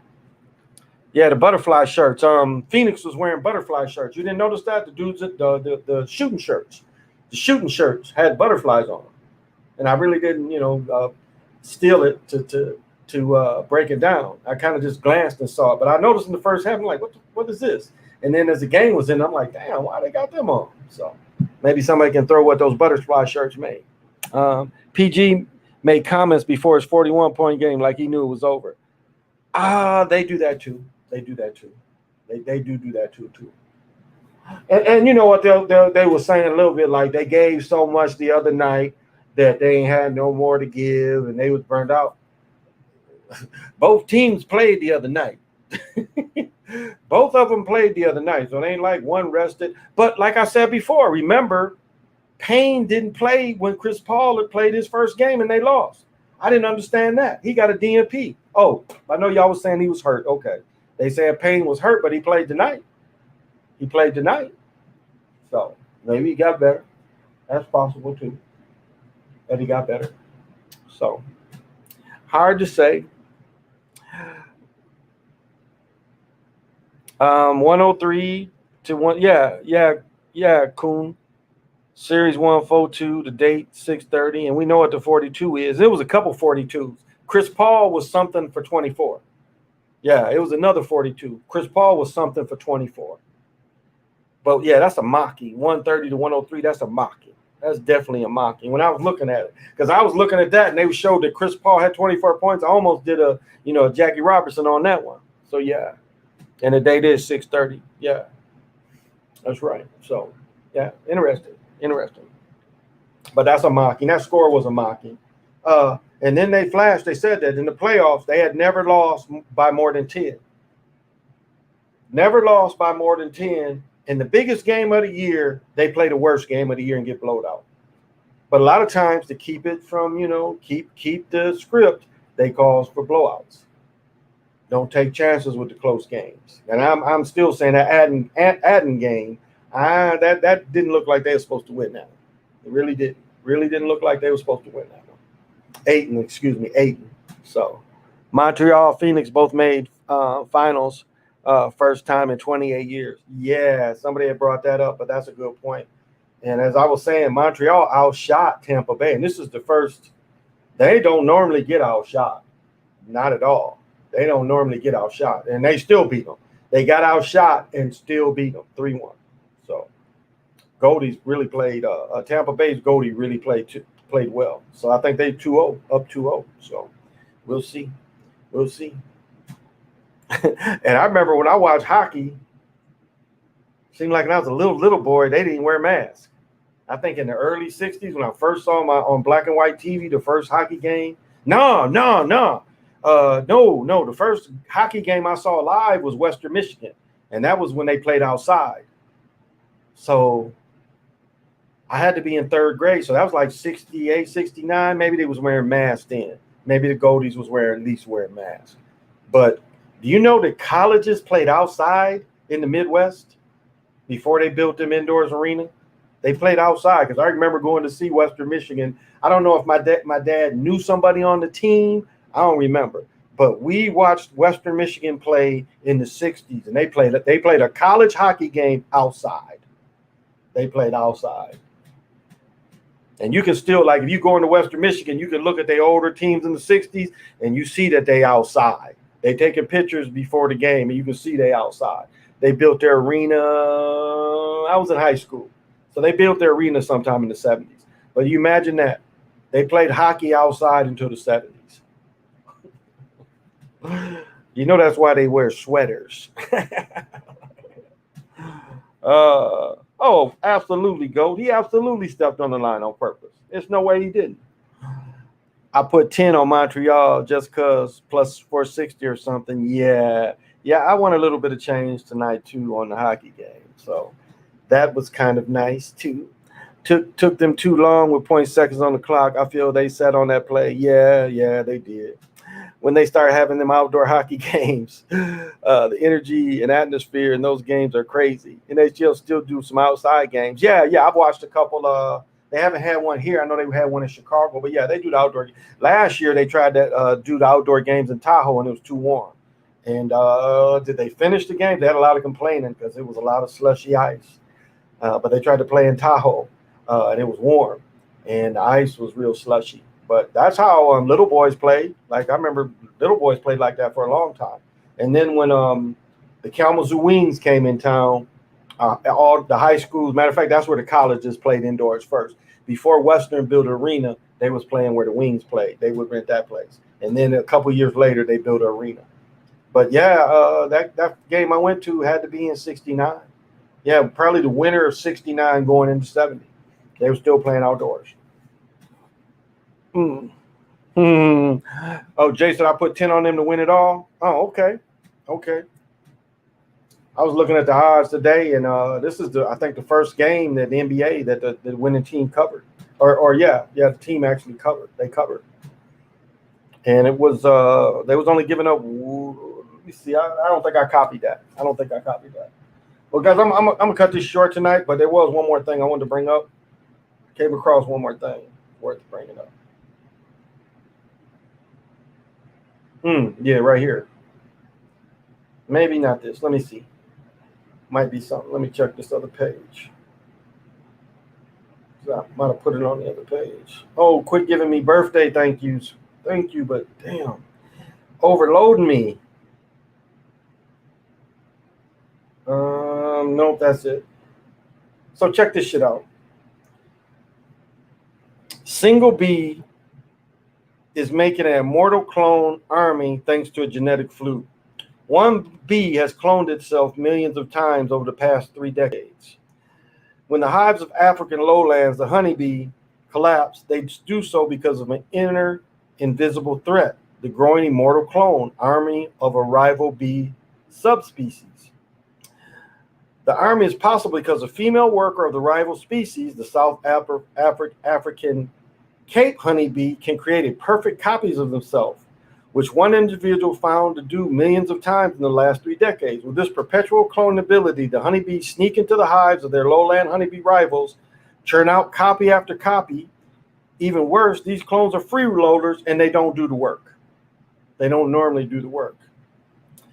So a new study has found this genetic foundation of strange and formal adaptation. Unlike most animals, even their own queen, the female workers do not reshuffle the DNA of the eggs they lay. This enables the workers to consistently recreate a perfect copy of themselves, a clone, each time they reproduce. According to researchers, the sidestep in the DNA shuffling process is anything like they've ever seen. It's also incredibly dysfunctional. So I thought that was odd. If you want to look at it, it's called livescience.com. Single B is making immortal clone. So it makes you think that these peoples, what did Robin Harris used to say? Test tube baby. People forget it was Frankenstein was the doctor. The other thing that you call Frankenstein was called the monster. Frankenstein's monster. Frankenstein was the doctor.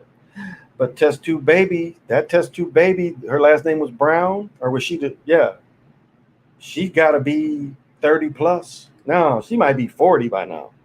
The original first person that they got pregnant, took out some skeet in somebody's egg and then put back into somebody. what does it call it? Liberto or some shit like that. Like I said last night, Hawks have been wearing the MAKL jersey. Arizona's the last state to make it. That's a good breakdown. That is a great decode. Probably should have waited till they lost. Could have got better odds. Yeah, maybe, Jay. That date was during the 92 season where the Suns' last trip to the finals. Yeah, yeah. You got the Hawks in 7 of the Bucks. Yeah, Lorenzo, what you got? Yeah, when they played Chicago, when Barkley was MVP that league year, I believe. I was in DC. And we was stuck in the store. We was going to get some beer and was stuck in the store. And luckily, the store had a TV. So we standing in line watching on the TV. I was with my brother-in-law with his crazy ass. I mean, Clippers. Told you son was winning. Hey, Chiefin. I had something to tell you, and I don't even remember. Oh, I know what it was. Yeah. Oh, what do you think, Chiefin, of all that poison they putting on Chelsea Billups? That's some dirty, cold shit they doing to Chelsea and Jason Kidd.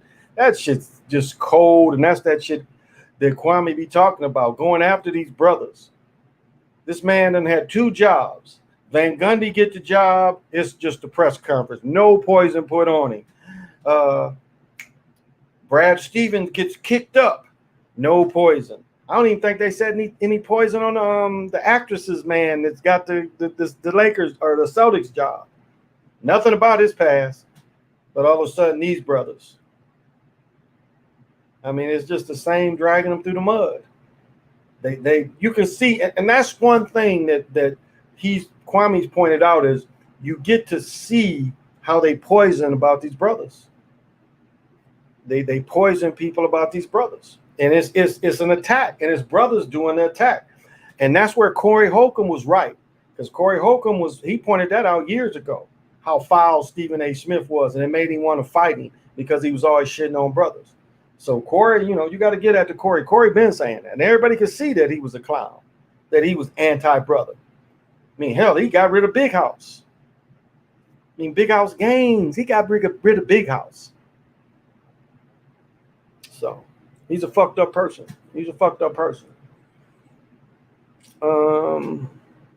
Yeah, they reclosed. They Sally, I think was the sheep's name. Yeah, but they've been doing mice. Like now they can grow like a ear on a mouse's back, and then they can cut the ear off and then put it on a person. Y'all seen that shit? They can grow some of these kind of things that we have, but ears.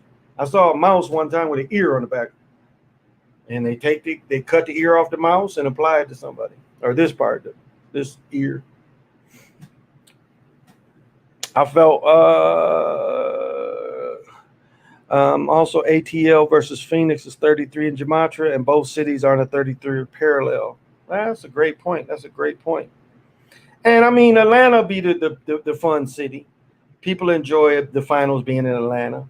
So that could be a way to pay back Atlanta for that too. So compared to Milwaukee, it'll be, they won't be in the top 6 for the week. If the Bucks make it, we're gonna go to the ratings.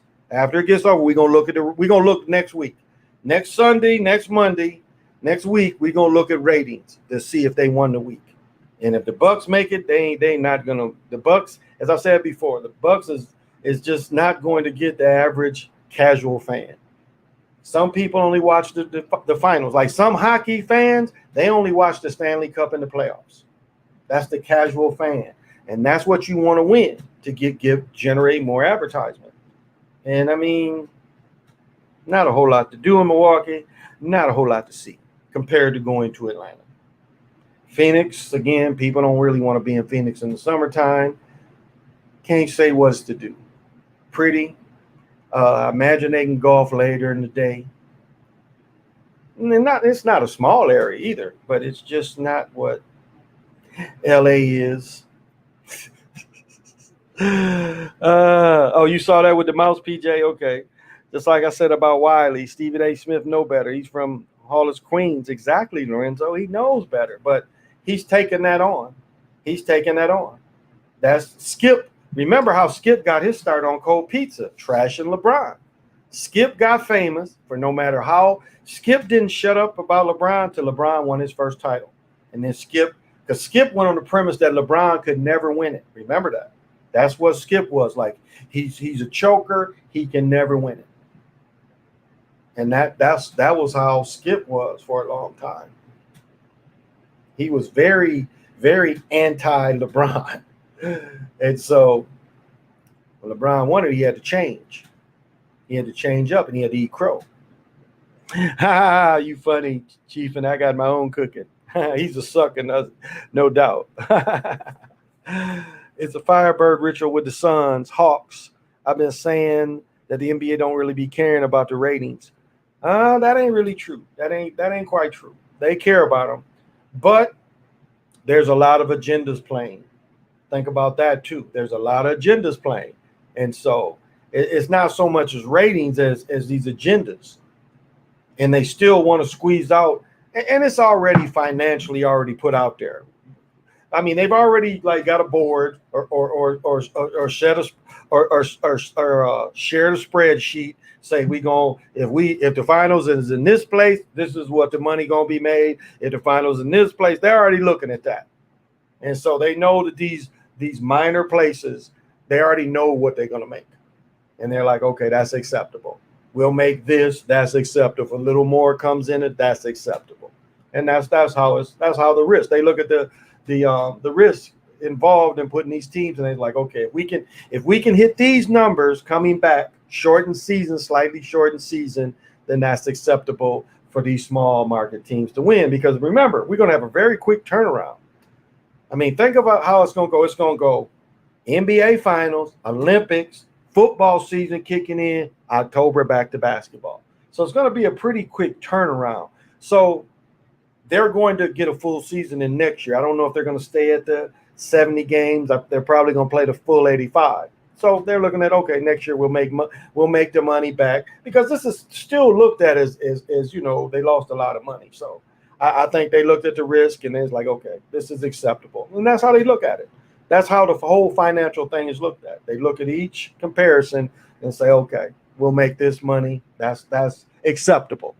They go to all the, they sit around and whose turn it is to win, and they say, okay, this is acceptable risk. So that's all. Do you think it'll be possibly?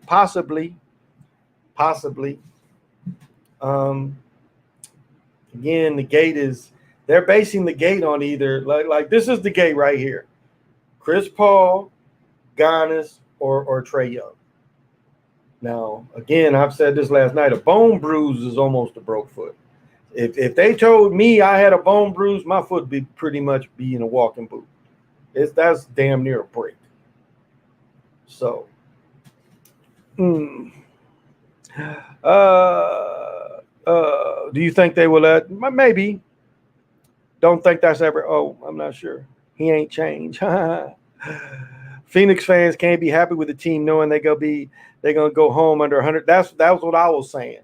What about people that want to go golf? Who wants to golf in Phoenix this time of year? Unless you go way later in the day, and I don't even know if it gets cooler. So they said looking into doing some mid-season tournaments. I'll get into that too. When did the Alphabet people start having an awards show? I asked because of BET Awards. Yeah, they had that clown shit for years.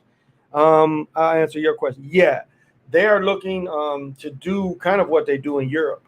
To have, I've always thought, I don't know why all the other sports, especially basketball, I've always wondered why basketball didn't do what college did and let everybody be in a tournament.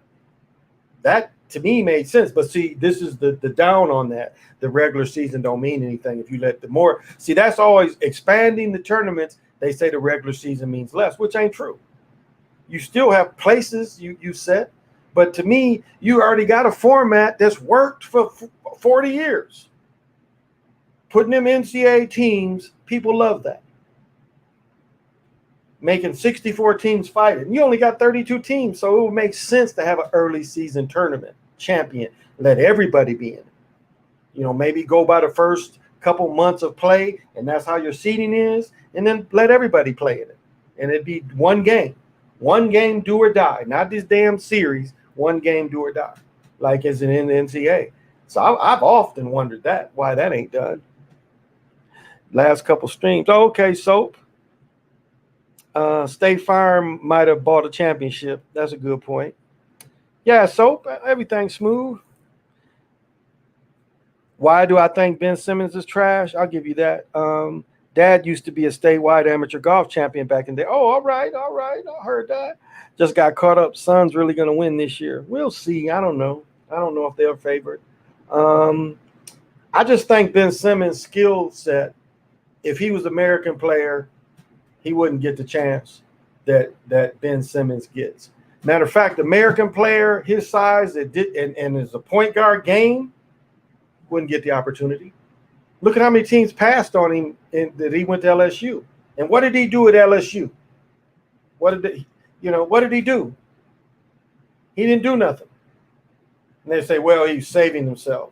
Why would you give him a scholarship for even 1 year? If you saw nothing competitive about that man in college, nothing competitive. And my point is, Americans don't get that same chance.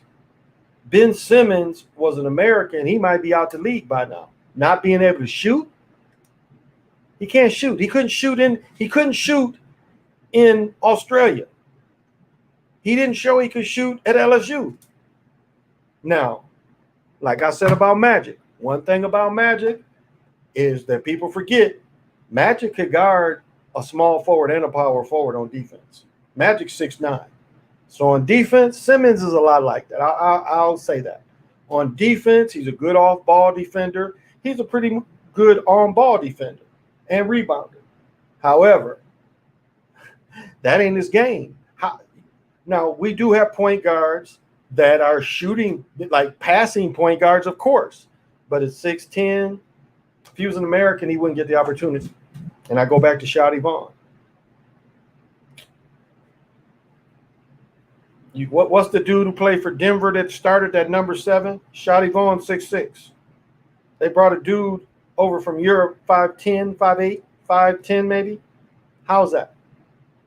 How's this dude that's from Europe, I think it's number 7, that played for Denver, how's he better than some of these cats in the G League? Please convince me that dude that played for Denver is better than some American players in the G League. No way. No way. No way. And that's preferential treatment. And that's the shit they used to do in the 60s. I wonder what new ball game manipulation are going to be used during the NBA Finals. Oh, Steph's system. They're using Steph's system. That's the new system this year, is a system that Steph played with all season. I said this in the beginning of the playoffs, that everybody was using Steph's system. That's why you're seeing less bouncing and more rolling. The Hawks win. This will be the first team since 75 where 2 black coaches coached against each other in the finals. Yeah, because that 75 was KC, wasn't it? KC versus Adams? Yeah. Because KC coached Alvin Hayes and Wes Unseld, and they beat them. And then the next year, 76, is when the Bullets win with Casey Jones, Wes Unseld, and Alvin Hayes. Alvin Hayes could go. I don't know. Y'all remember Alvin Hayes. Alvin Hayes was like 6'10", 6'11", at a sweet turnaround. I mean, from the key, the free throw line, he was probably like Bob McAdoo played a lot like Alvin Hayes. And Alvin Hayes was used to covering the defender. I mean, look at Wes Unseld. Wes Unseld was MVP of the league at 6'7", playing center. And you have 7-foot centers. This cat's 6'6", 6'7". But yet he was that good at boxing out. Wes Unseld could do a thing where, how did they do it? They would throw the back ball off the backboard. He would catch the ball, turn in the air, and be able to throw it to hit the other backboard. That's some hard shit. I never was able to do that. But you can catch that on film of one of his training films. But they would throw it off the backboard, and he could catch it in the air, turn in the air, and whip it over his head and hit the other backboard. That ain't easy. That ain't easy. That's a hell of a drill. And we used to try it. We couldn't do it. I couldn't even catch it with one hand and turn it and throw it. So, but that's how good Wes Unseld was. Campazzo, maybe that's his name. Campazzo, yeah, man, that could be his name. Would you fight Pat Beverly for what he did today? Yeah. Just the thing is when you fight, they want to suspend you. That's the thing. I mean, Beverly gonna get suspended for some games next year. So what do he care now? What do he care now? Whatever it was, he triggered him. But see, that was the other thing of they gave up too. The game was kind of lost at that point too. So yeah, but Ben, like I would have been like pushed him off me. And that cat, I was looking at him next to Chris Paul, and Chris Paul only about 5'9", 5'10". I'm looking at Beverly, and they got Beverly listed 6'1", and they like this. Him and Chris Paul like this. Beverly just slightly taller. Like, yeah, Beverly ain't tall as me probably. Like, yeah, all that hand checking. I used to love a dude hand check me because when I would spin and I'd grab his wrist and spin off him, what can you say? I'm like, I ain't giving you shit. You sitting there hand checking me and I spin off you, it's the same thing. Or you hook their arm, you can hook their arm or hook past them. You hand check me, all that plays in part, all that goes. If you don't want to get hooked, don't hand check. Because you can hook their arm. I'll grab somebody's arm. I'll just grab their arm. Or grab their arm and push their arm. Like you could be dribbling and you could grab their arm and kind of push them out the way. Used to be strong enough to do all that. I had my partner, Mark White. Mark would go through the lane and just dude be reaching. He pushed like he could like be like this, push the arm away, cross over. Somebody reach on that side, push the arm. That was one move that I copied from him. And I coached him in football, but I copied that move. Because I was like, damn, let me do that. I could do the same thing, push people off me as I go into the lane. Because, my game was mostly mid-range. I didn't really turn into a shooter till I was like 34, 35.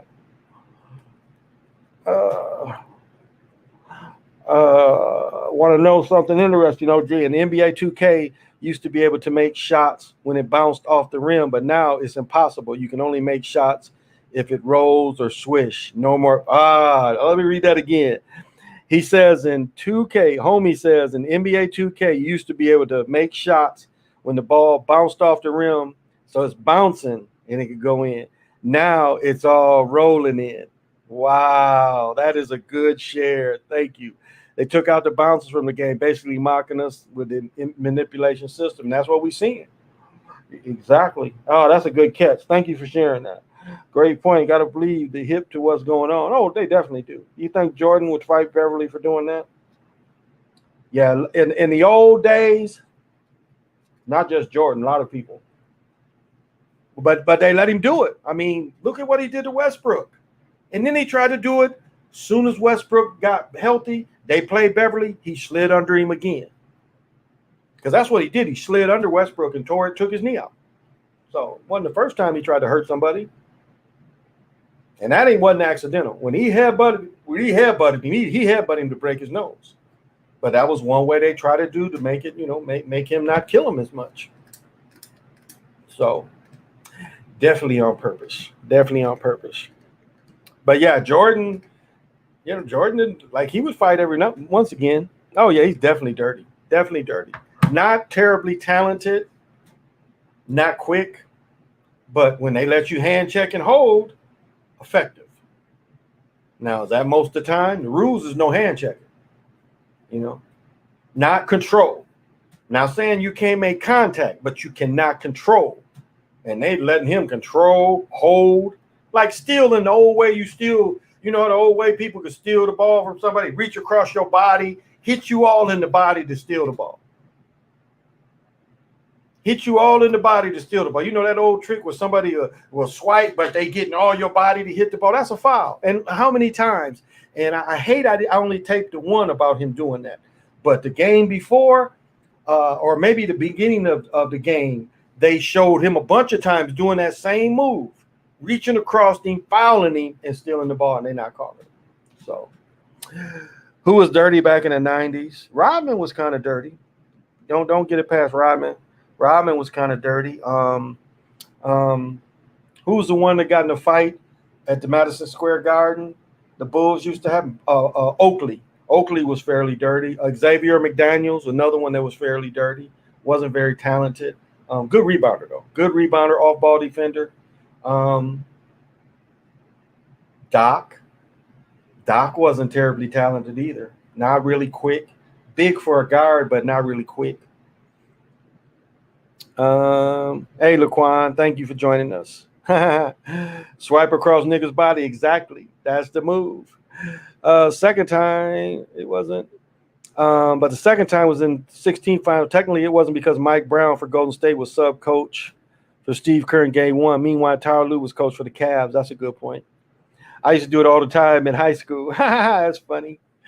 Xavier was dirty. Oakley was just a bruiser. Yeah, okay, yeah. Because actually, that's one thing when they to get Scotty to get that pick, they had to trade Oakley to New York. No. That was for Bill Cartwright. So they traded Bill Cartwright for Oakley. They brought Bill in. But Oakley was like Mike's protector because Mike really wasn't a fighter coming into the league. He really wasn't a fighter like that. So they had a dude kind of protect him. Yep. But that's a good point, Nick. Why Ty Lue? Doc Rivers and Nate McMillan was good.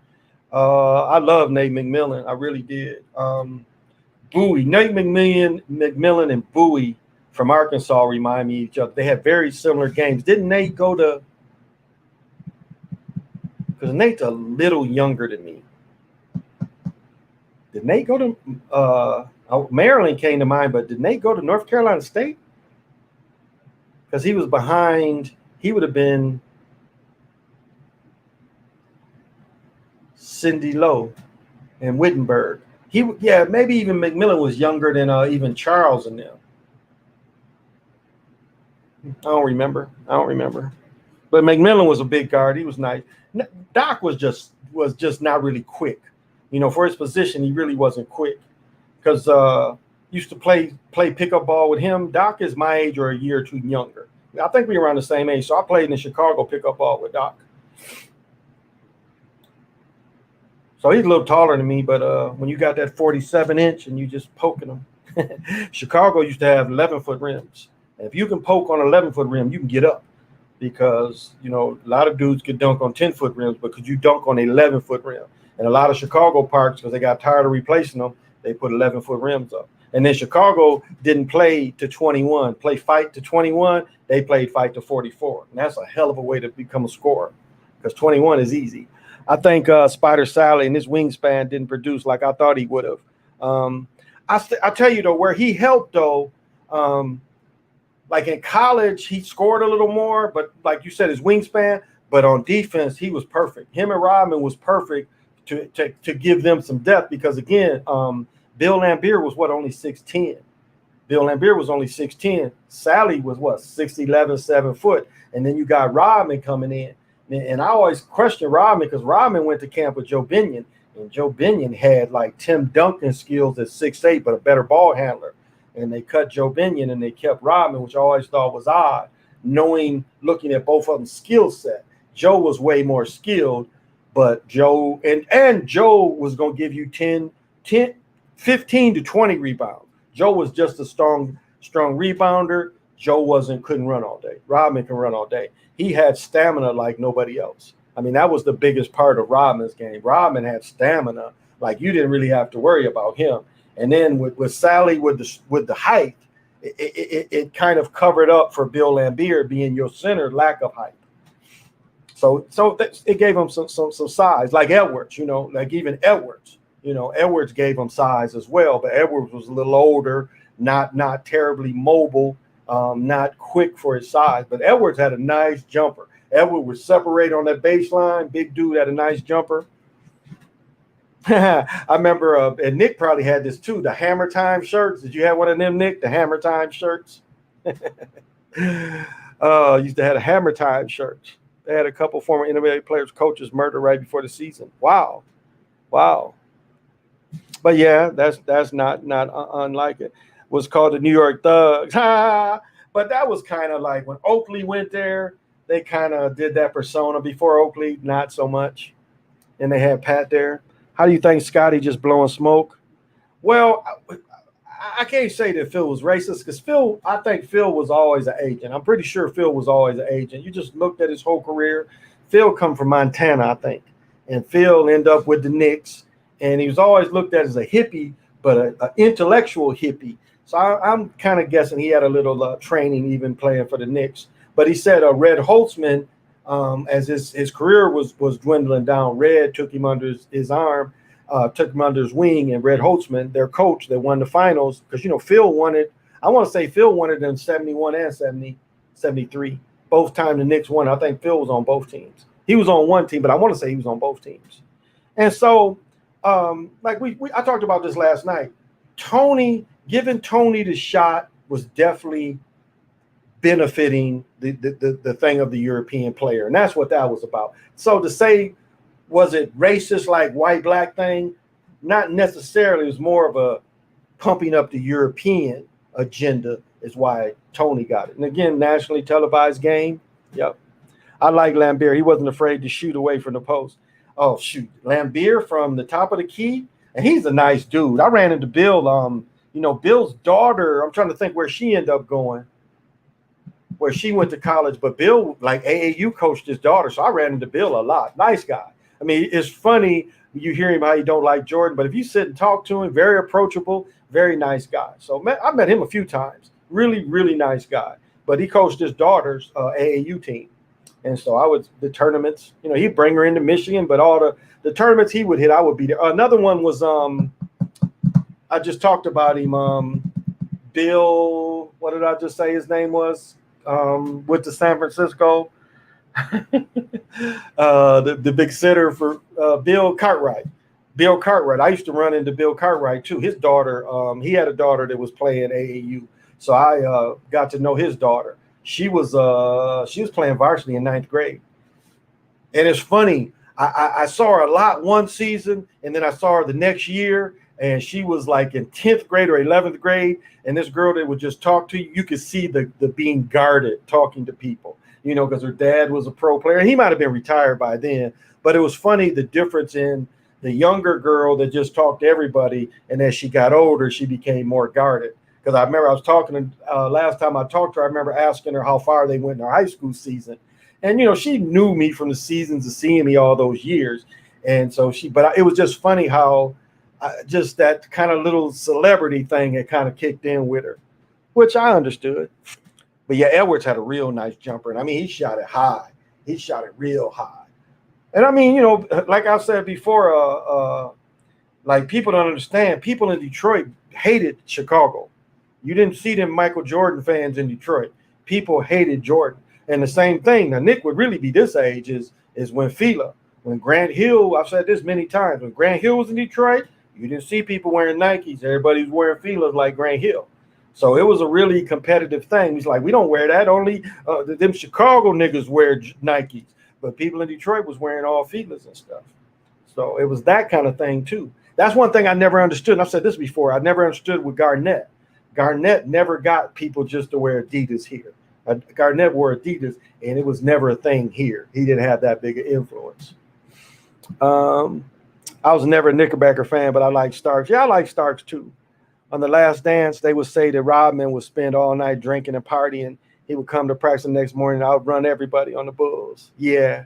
No, but like you said, if you looked at one thing, if you looked at, you could compare almost Rodman to Larry Bird as far as going in the league late. Larry Bird had to be 24 or 25 his rookie year. Larry Bird only had really 5 productive seasons if you really break him down. That transferring killed him. But Rodman didn't come into the league. He was 28. So by the time you see Rodman with the Bulls, this is an older dude. My age, of course. But I'm saying we was in our mid-30s where, I'm older. I'm 2 years older than Jordan. And so Rodman, when he came to the Bulls, it was like 35, 36, 37. So by the time the Bulls died, when he went to Dallas, Rodman was damn near 40. But he was just in such good shape that, he could play. But he was old. He was old. Rick Brunson. I know the name, but I can't think of where I know him from. Yeah, I know the name, but you'd have to remind me. Yeah, Fila Fresh. Oh yeah. Yeah. I mean, it wasn't just Detroit. It was all of Michigan. Fila jeans, Fila jackets. Watch the thing on White Boy Rick. And when White Boy Rick going into court, he wearing a Fila coat. I caught that the other night. Watching something with Al Prophet. But it was just funny. White Boy Rick going into court, he wearing a Fila coat. I was like, yeah, that was the times. That was the time. Fila boots. So it wasn't that Nike stuff. Nike didn't have that hold in Michigan like that. And then when Grant Hill got hurt, and they was putting poison on the shoes, saying that it was the shoes that might have hurt his feet. Adidas patent leather top tens.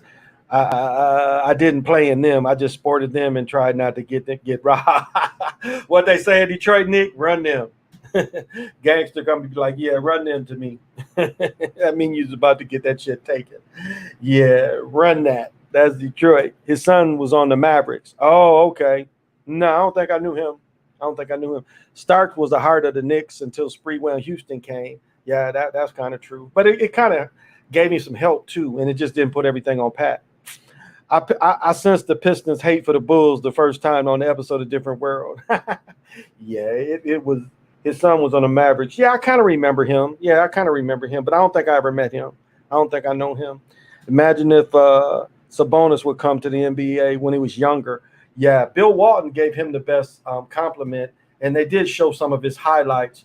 And yeah, but like I was saying, he went into Yao Ming, Rick Smith, them big dudes be having them foot issues, and that's what he fell into too. Dudes be seven plus, having them foot issues, and them issues be taking them out.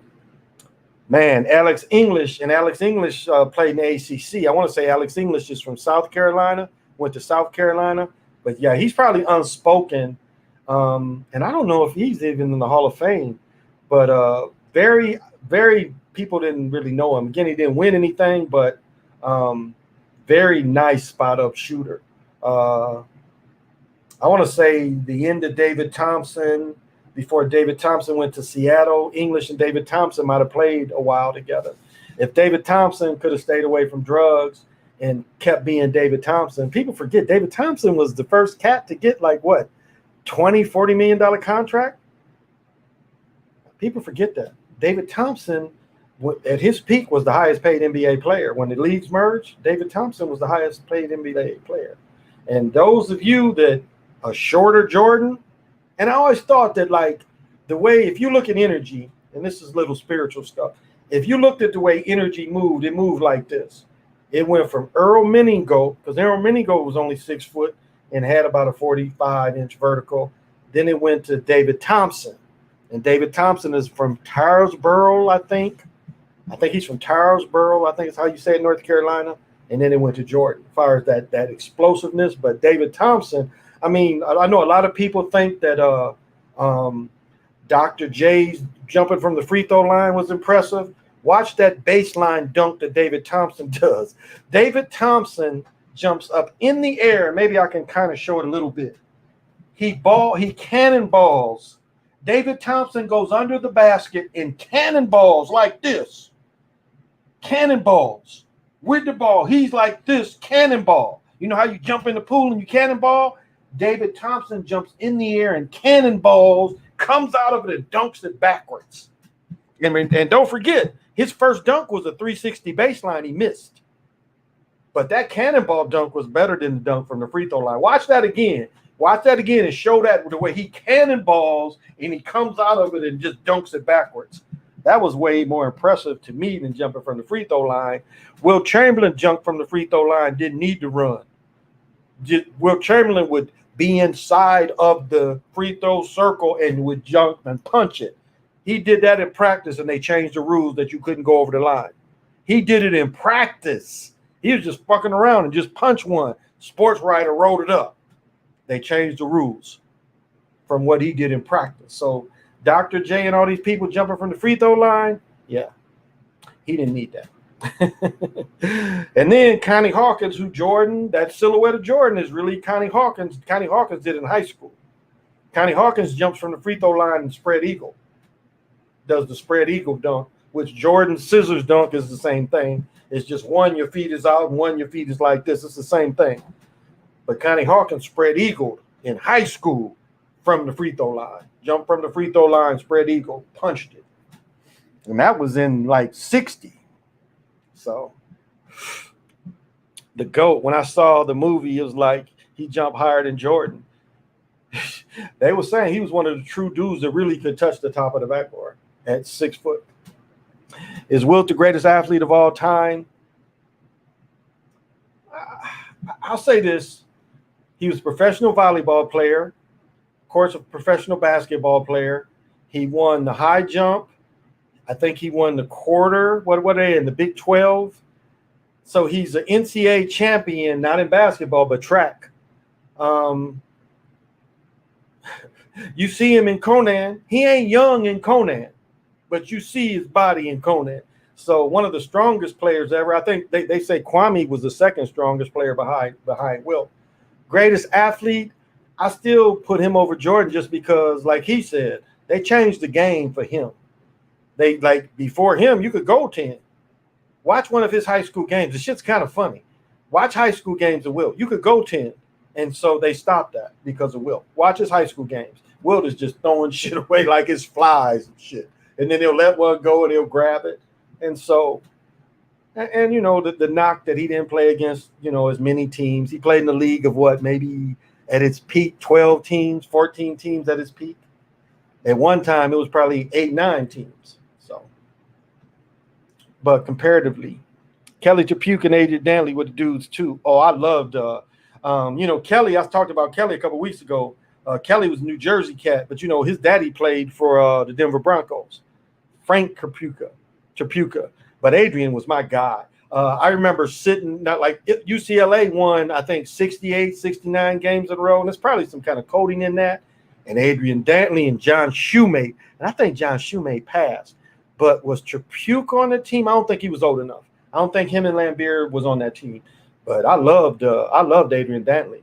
Adrian Dantley was you talking about a game like mine. Just take the world to the hoop.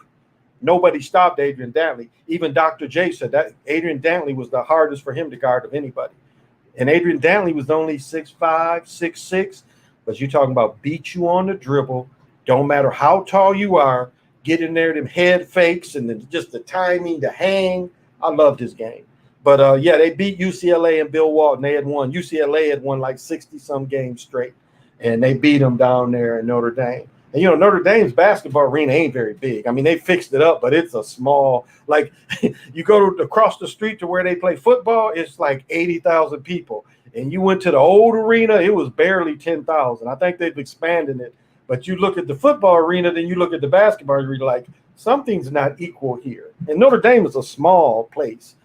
St. Mary, I think, is the junior college where the nuns go to school or something. So it's a couple colleges right there. Rudy talks about the other college right there. It's a couple colleges, but it's small. South Bend ain't a very big city in itself. But yeah, I loved Adrian Dantley. Yeah, Wilt went to Kansas, so yeah, the Big 12. That's what I thought. Sean Kemp would jump out the gym on you in a regular. Oh, yeah, Sean was from Elkhart. Sean was from Elkhart, and I told this story before. Sean, like in Paw Paw, Michigan, it's like our family owned a place at Eagle Lake. And so we always had our reunion. And again, Elkhart from Paw Paw ain't that far because Elkhart and Cassopolis is like right there on the border. Like you got South Bend, you would have like Niles, Michigan, you'd have Elkhart, South Bend, Cassopolis, all of them is right there together. And so Sean's from Elkhart. And so Sean knew somebody, so we was playing. And Sean must have been like 15. He was about 15 years old, and we're at Eagle Lake, and we're playing, and Sean's playing. And, you know, he playing with men, so we playing. And then Sean was like, he played 2 or 3 games, and he was like, well, guys, I'm going to go run around the lake. Now, it would take you probably to drive around the lake would probably take you 10 minutes. I mean, it's a nice little drive around the whole lake. And he said he was going to go run around the lake. We started playing and forgot about it. And I think by the time we finished maybe the second game, here he comes running back. And it's like, and then he started playing with us again, but it was kind of funny. And I never forgot about him after that. And then, of course, when he went to Kentucky and they said that Eddie Sutton, he stole Sean Sutton's goat chain and they sent him back home. And then, like, if you look at his bio and say some junior college, and I know for a fact he wasn't at no junior college because he was playing rec ball. What would have been his freshman year before he went to the NBA, Sean played he was playing rec ball down in Elkhart. Yeah, South Bend, Elkhart, but he was playing rec ball. So, And Sean is like this. Sean talk out the side of his mouth like that. Y'all remember that? He talked like that. Jalen Rose used to talk like that too. Jalen Rose used to talk with it, but Jalen was more of a gangster's thing. Sean naturally talked like that. Talked off the side of his mouth. Big guy though. Big guy. But yeah, Sean, very explosive. He's a young guy, but he was so big. I mean, it was just big and just very athletic. Again, run all these miles at 15 to have that kind of discipline. And I don't know, what happened to him. Sean, yeah, I mean, crazy hops, mid range game, crazy hops, and all those children. They said the stress got on him so bad out there in Seattle that he got to drinking real bad. Because when he went to Denver, when he went to Cleveland, he made the All-Star team again. He made the All-Star team again in Cleveland.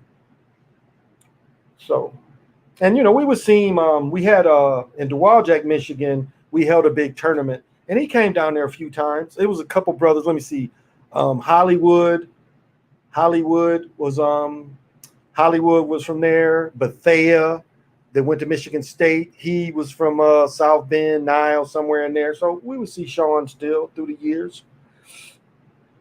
Talking about Bebop, when you mentioned U of M, I was just talking to a dude that didn't know the Big House is the largest stadium.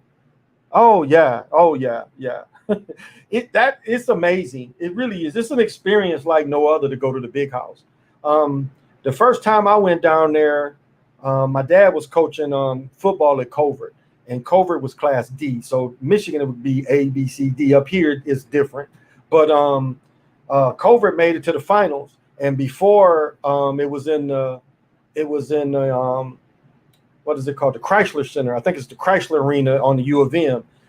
It used to be the high school finals used to be there instead of the Breslin Center. So the high school finals would be there. And so we go to the finals and we watch Covert. I think Detroit Kettering won Class A. We stayed and watched that because they had beat one of my cousin's team. And I remember just walking across the street and looking down. And then they had the fence open. And so you could walk in there. And I'm just like, whoa. And it's like you're on street level and it's really in a bowl. And so you're up here. So you come from the street level to go down into this place. And when it's 100,000 people, that is quite the experience. That's a lot of energy. And as I said before, the blimp would come over and you would see where all the black student section was, and it looked like a black dot in this sea of people.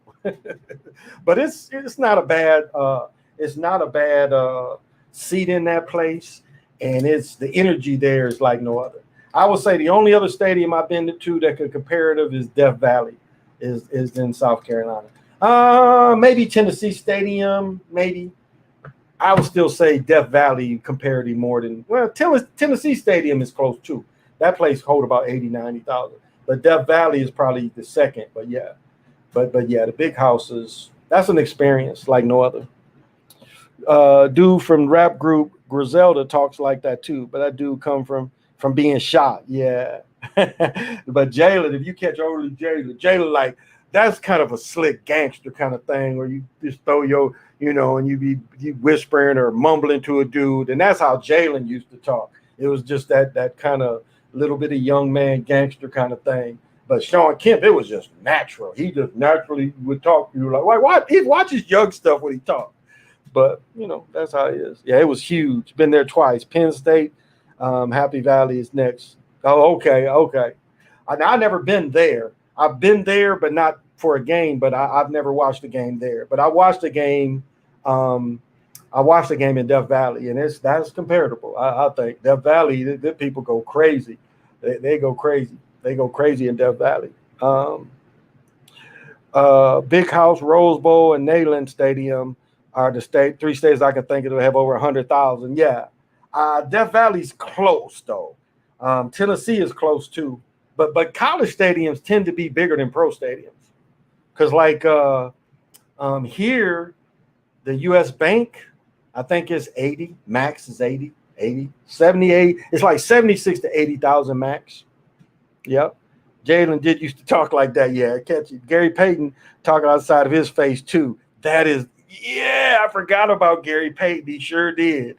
I forgot about that. Oh, I forgot about that. And Jalen, like Jalen says, what he got, because Jalen had jacked up teeth.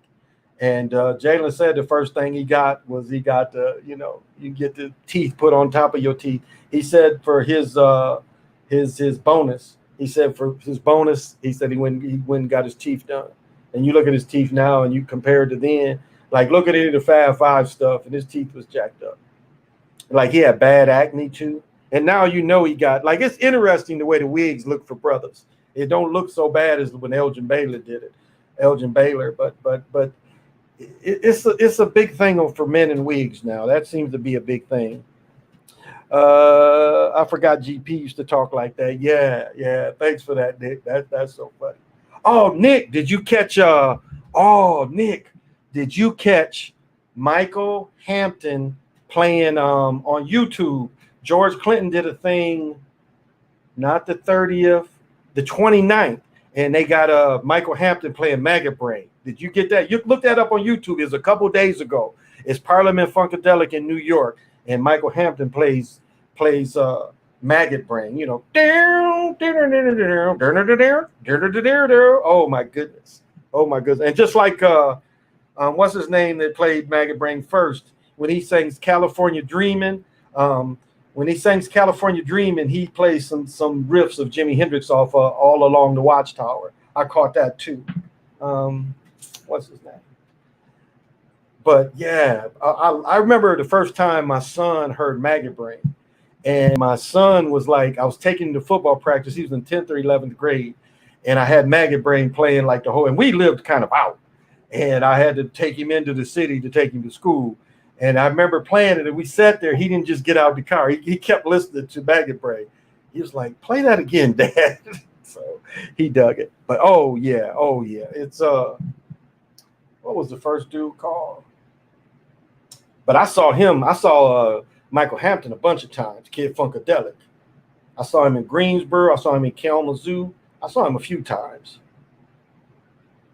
This dude here that sang California Dreamin', I never got to see him. He had already left the group by then. What's his name?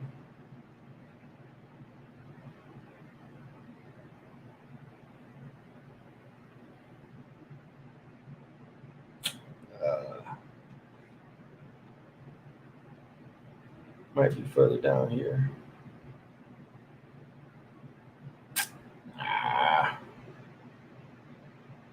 Going through this Jackie Wilson. I didn't think it was this far down, though. Oh, maybe it is. Eddie Hazel. Yeah, Eddie Hazel. Eddie Hazel. Yeah, Eddie Hazel. Yep, Eddie Hazel sang California Dreaming. I saw Gary Schreider too, though. He was still with him. He was still alive. The Nick, you probably would dig this.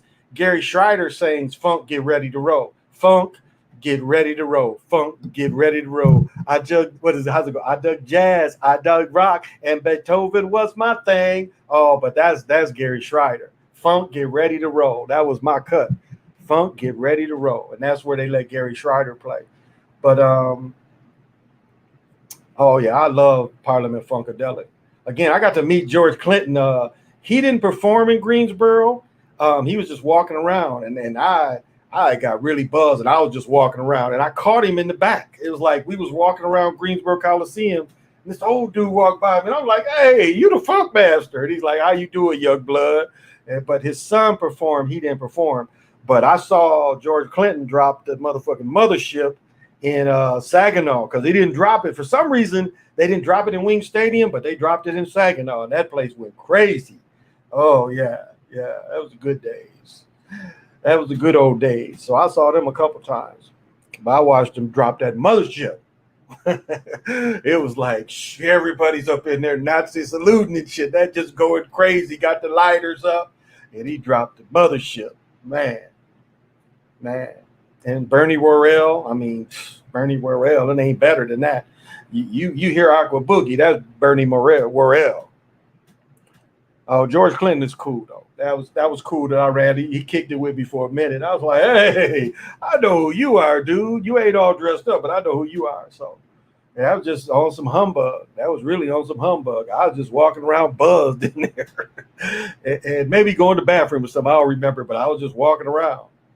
But that was where they brought one of the brothers, Roger Troutman. They brought Roger Troutman through the crowd with his jock strap on. I'd have been damn if I would have carried him with them cheeks out, but they carried him through the crowd with the jock straps. I told the story before. Sly Stone was with them in Greensboro, but he didn't perform. He came out there, they was going, stand, stand. This motherfucker comes out, starts playing the piano, gets the fuck up and goes. And they just like, without a beat, they start doing something else. But like on my t-shirt, it had Sly Stone's name on there. So he came out there, but I don't know, he's probably high on coke or something. Oh yeah, I saw Roger killed it. Roger killed it. When I saw Roger, he killed it. And that's why people, Nick and I was commenting, it wasn't T-Pain didn't start that shit. Actually, if I'm right, I think Herbie Hancock, not Watermelon Man, but the next album after Watermelon Man, probably the album that came out 77 or early 78, that Herbie Hancock, he's singing out of a synthesizer. He's singing out of that same kind of thing. And so this is, and Roger Troutman didn't do it until the 80s because Roger Troutman played guitar. He was a guitar dude. So I'm trying to think. More Bounce to the Ounce. So yeah, he was using that thing because More Bounce to the Ounce was out when I saw him. More Bounce to the Ounce. So yeah, he was using that thing by then. So, but he was a guitar player. So, oh, Bernie Worrell, Flashlight. If you into just listening to good music and a dude killing everything, the only person I can compare him is to Jimi Hendrix. When you look at Electric Ladyland, Jimi Hendrix play almost everything, unless you go into the one where him and Higher Love guy, Stevie Winwood, that one, Rainy Day, Maybe Dream Away. When Stevie Winwood plays with Jimi Hendrix, he's playing Rainy Day, Dream, and Stevie Winwood. But a lot of Electric Ladyland is completely just Jimi Hendrix. And so Flash, but that's a whole album. But as far as one song, Bernie Worrell kills it. He kills it. He kills it. Frampton Live. Yeah, I saw Frampton in Greensboro, but that Frampton Live double, because I want to say wasn't that a double album, Nick? Wasn't that a double album? Yeah, Stevie Winwood for Traffic. He's on Electric Ladyland. I want to say or was it Voodoo Child? Now I won't say Rainy Day, Dream Away that Stevie Winwood on. I'd have to look that up. But Frampton, Frampton was a bad boy. Frampton, people don't, if you ain't really into music, you wouldn't even know who Peter Frampton was. Peter Frampton was bad. Now, I've said this before. If you look up Delightful by my cousin Michael Narda Walden, you get Narda Walden, who has his step, his kick. His kick is something he brought into music. You looked up Narda's kick. He brought that into music. But you got Narda Walden on drums. You got Jeff Beck on lead and background Sissy Houston. Your love is delightful. And you hear Sissy Houston, backing up my cousin Narda singing. But Jeff Beck, young Jeff Beck. Look up Delightful. That's always not, to me, that was my favorite song in Narda. But knowing all those people is on it, that's history. And then you see Narda later produced Aretha. Like if you watch Pink Cadillac, look at the light-skinned dude playing the drums. That's Narda. He produced her. He won 2 Grammys for being a producer. Frampton came with a double album. Yeah, I remember that album too. You talking about the Sunlight album from Herbie when I thought it was you. You could be right, Jay. That could be right. But yeah, that was Herbie that did that because it was after Watermelon Man. You remember Watermelon Man? That was like the first time people. What was Watermelon Man before Flashlight? It was probably around the same time. But that was where you taking out the bass and you That's. Here one for Nick. George Duke. When you hear dance, where George Duke copies kind of Bootsy style, but he does it instead of playing bass. Again, you got a keyboard player. George Duke. Dance, dance. Oh, George Duke. George Duke. I love George Duke, but Watermelon Man, yeah. I've been Herbie back in then. That's when Rocket came out. I'm like, we've been liking Herbie. But yeah, George Duke. Yeah, George Duke is a bad boy. Key bass was big. Key bass was big in the late 70s and 80s. But Bernie Worrell was the first that George Clinton said Bernie was the first to do it, to actually replace a live bass with, the keyboard type of bass. And then you see all these other people doing it. I think everybody was playing Street Life from the Crusaders. Yeah, yeah, yeah. The Crusaders, they had a bunch of songs. Trying to think, you know what? That new documentary coming out, I want to say the Crusaders might be in that. Maybe I'm mixing it with the Chambers Brothers, though. But I want to say that new thing that's coming out, the new documentary that's coming out about the music festivals, I want to say the Crusaders in it, but maybe I'm wrong. Maybe it's the Chambers Brothers and not the Crusaders. Could be. I think everybody was, Crusaders. Yeah.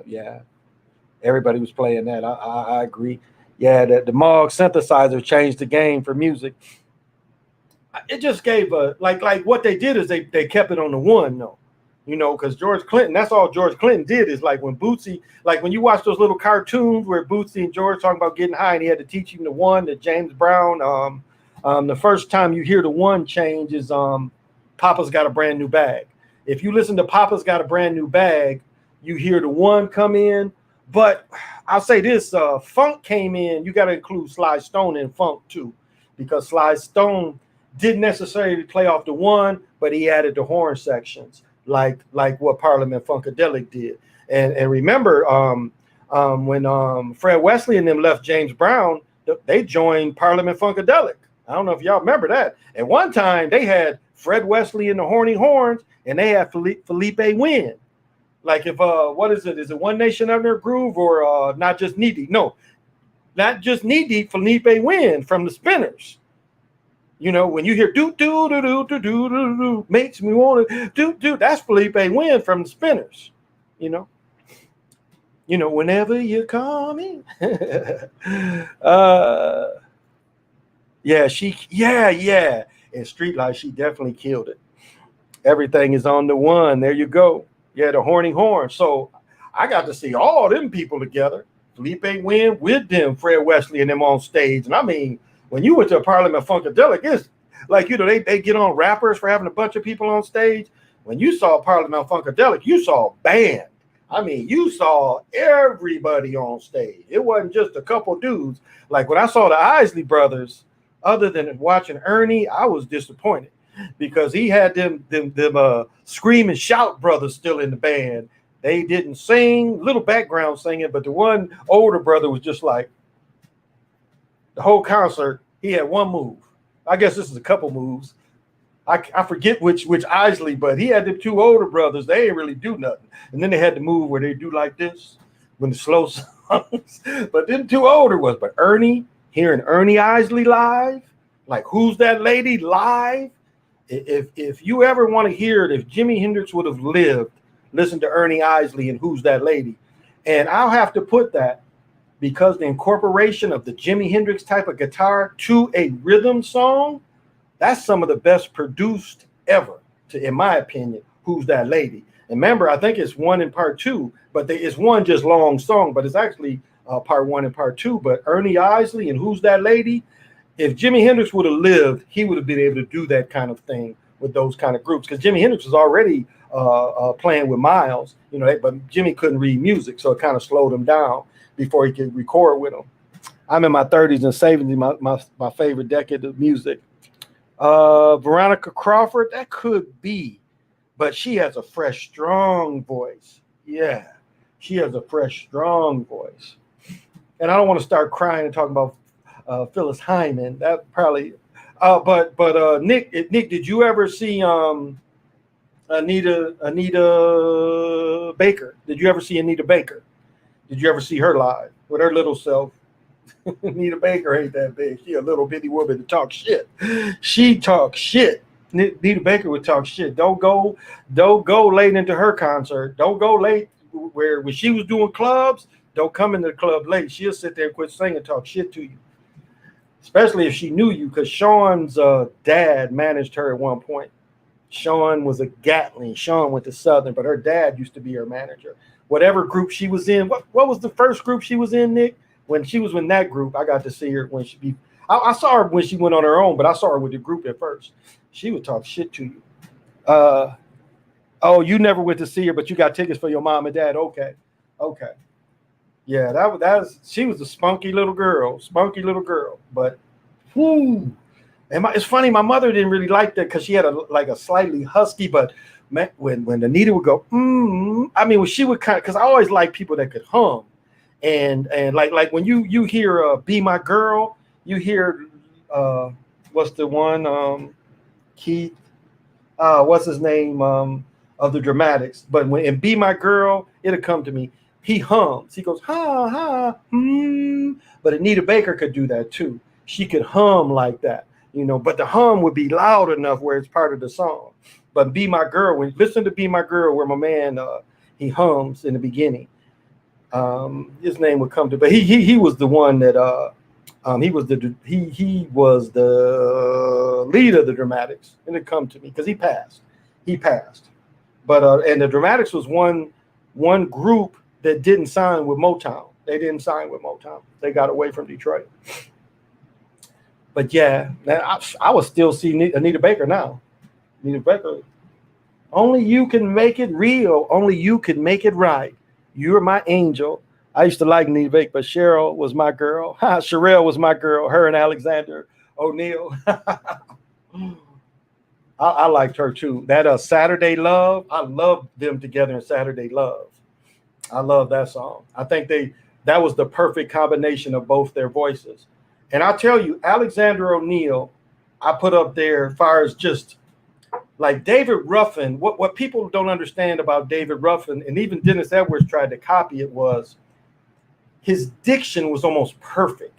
Like if you listen to David Ruffin's, like when you hear "Be My Girl," and I don't mean talking proper, I'm just saying the clearness of his song he was one of the best at that. Just having that clearness of word. And I forgot the other person I was just going to say to get my point, but he had that. Alexander O'Neal had that too, where just his voice was so strong, but yet the clearness in his voice, I would almost compare him to David Ruffin, Alexander O'Neal, because just the strong voice, but yet it was just a clearness to that strong voice, where I didn't think Dennis Edwards' voice was as clear or strong as David Ruffin's. But the one that also could sing, they kind of messed around, was Paul. Paul's voice, if you hear "I Can't Get Next to You," Paul says, "I can make a ship sail on dry land." That's Paul. And if you listen to Paul's voice, and then I'm trying to think of Paul's second verse, but listen to Paul's verse in "I Can't Get Next to You," because I can make a ship sail on dry land. Because they give her the second verse is a little longer, but Paul could sing. And so when they fired David, I didn't understand why Paul didn't get that chance. Because he had the same type of voice, and I don't know. And I always thought that's what led him to drinking, because he got kind of. Remember when they was the Primes, he was the lead singer. Paul was the lead singer of the Primes. Remember, they was the Primes with him and Eddie Kendricks, and then when they was the Supremes was in high school with Florence, Mary, and Diana, they was the Primettes. Remember, it was the Prime and the Primettes. And so maybe that's what caused Paul to drink and end up killing himself. That's what I always thought. I always thought because he didn't get that chance. And I think he thought in his mind when David left, he would get that chance, and they didn't give him the chance. Yeah, innocent. Yeah, innocent. I am a young blood, so I had to Google it. If it was my dad alive, he'd be right in this conversation. I told you that the records I stole, and I've said this many times, the records I stole from my father and my stepfather. From my stepfather, I stole the Meters. I think it was called Meters. The Meters, but it was called Meters with Sissy Strut. I had to have that. And the other one was the Iceman, Jerry Butler. Western Union man, send a telegram.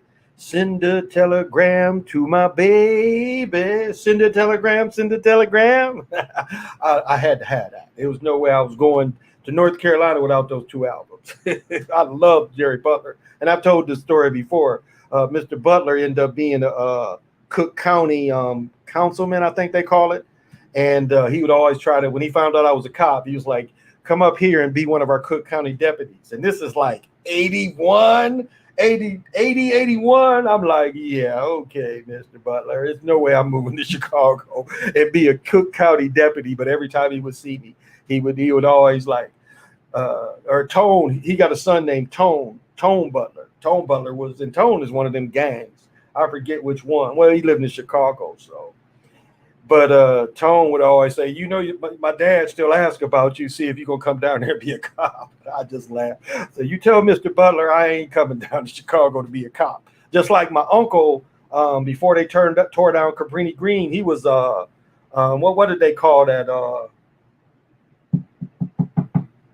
Something authority. Chicago Authority Police. I think it was called CAP, Chicago Authority. And they was police for these projects. The projects had their own police department, and I think it was called CAP, Chicago Authority Police. But my uncle did that, like he was a Chicago police, and then he moved over to the projects. And I'm like, really not trying to do that. That shit was some Dodge City shit for real. Puffy made Mary J. Blige around the way Sherelle was. Only difference, Sherelle being in Detroit to where she got that street vibe. Sherelle was originally from Hollywood. Exactly, but whoo, that girl can blow and hold a note. They talk about Mariah Carey. She had range too. Sherelle had range too.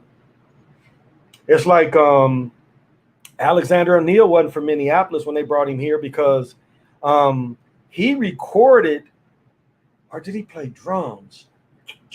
He's recorded on some of Prince stuff.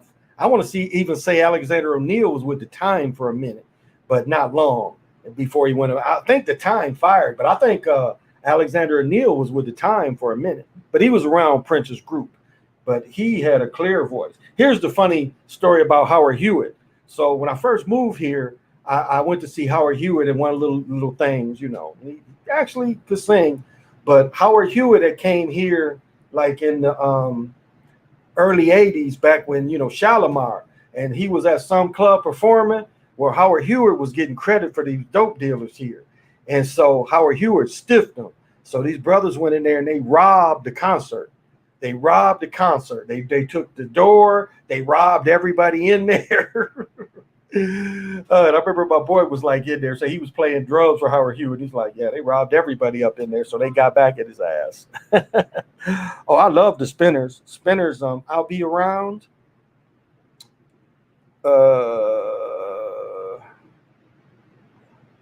Yeah, I love the Spinners too. Yeah, Sissy Strut is, you know, yeah, you know, Sissy Strut is in Jackie Brown. That's where I was impressed when he threw Sissy Strut and Jackie Brown. That impressed me. I was like, this man know a little bit of music. Yeah, Sissy Strut. I love that, but that's still one of my favorite songs. Oh, I love that. But I've always been, you know, I grew up around loving guitar players. So, but yeah, I love the Spinners too. I tell you, Harold Melvin and the Blue Notes with Teddy Pendergrass, that one album that got I hope that we can be together soon. I think her name is Sharon. I went to school with Sharon Washington, so it wasn't her, but Sharon something. But that whole album, though, that album, I can't think of the name of that album, but that album where Hope That We Can Be Together Soon, that whole album is a good album. If you want to get into some old young Teddy Pendergrass and Harold Melvin and the Blue Notes, get that album on there. That would, I hope that we can be together again. And you hear young Teddy. You can hear him blow. Or you can catch one of the Soul Train episodes with Harold Melvin in them. I don't think Teddy could dance because I was watching him sing. And Bad Luck is on that album too. What Richard Pryor say? He say you try to get a European person to dance to Bad Luck, they break their neck. Ready to carry my butt. Okay, Nick. Thank you for joining me. Good night. Thank you. Yeah, I think golly, I went this far. Well, I ain't planned to go because I was really sleepy earlier. But I didn't do any divination, but I will end more with everybody. So Mora is a greetings. It's the way the time walkers would greet each other, and it actually gave them hope in the world on what they was doing in their task. So it all starts, well, Mora. It all starts with a gentle sadness. They came from their original homeland. They knew that they had exact numbers of years and days before they would disappear off the earth as a culture and lifestyle. But the civilization would build to a gentle love. They lived in the Creator's day, and they knew how to separate cycles in the gray serpent. I am another yourself. But with that said, tomorrow is Thursday, going into Friday morning. Probably. I'll probably be on tomorrow. So, plus it's another game. Atlanta plays. And no hockey game until Saturday. They gave him 3 days off, I think. Yeah, I don't think the next hockey game come on until Saturday. I don't think the hockey is on Friday. Could be wrong, but I thought they said Saturday. So, thank you everybody for joining me. I appreciate it. Thank you all the people that gave me the birthday wishes. Really was a good way for old boy to turn 60. You know, just shows you that the goal for a young person is to be an old person. And I don't know where that goal went away. It's almost like, you know, in the Who I Smoke generation, that ain't the goal anymore. The goal is to go out with a blaze of glory at 15, 16. What kind of thinking is that? It's good to be old. It's good to get old. It's good to see your children graduate. It's good to see the grandchildren. That's the cycle that you really want to be in. Not this quick thing, this get a lick, and then a lick might get you killed when you're 15, 16, 17. I've seen a lot of this. You know how heart-wrenching it is. When I moved back to Michigan from North Carolina in 85, maybe 86, nothing but going into funerals. I'm 24, and I'm seeing my buddies. One of my first week I'm there, my buddy got shot in the head. Dude I knew since I was in 3rd grade. Going to this funeral, this 24-year-old shot in the head. Go to another funeral. Young man again, killed. Why is this normalized? There's no way that can be a thing. Getting old is the thing.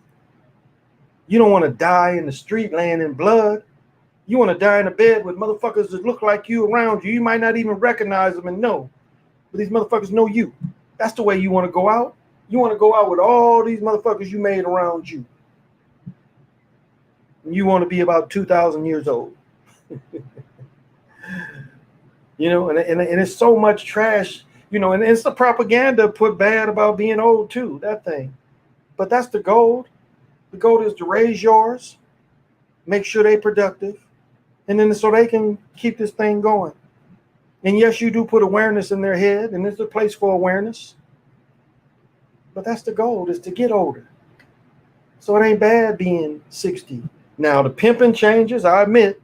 When I was 45 to 50, the pimping was a lot better. You hit 50, the pimping changes. You got to change too.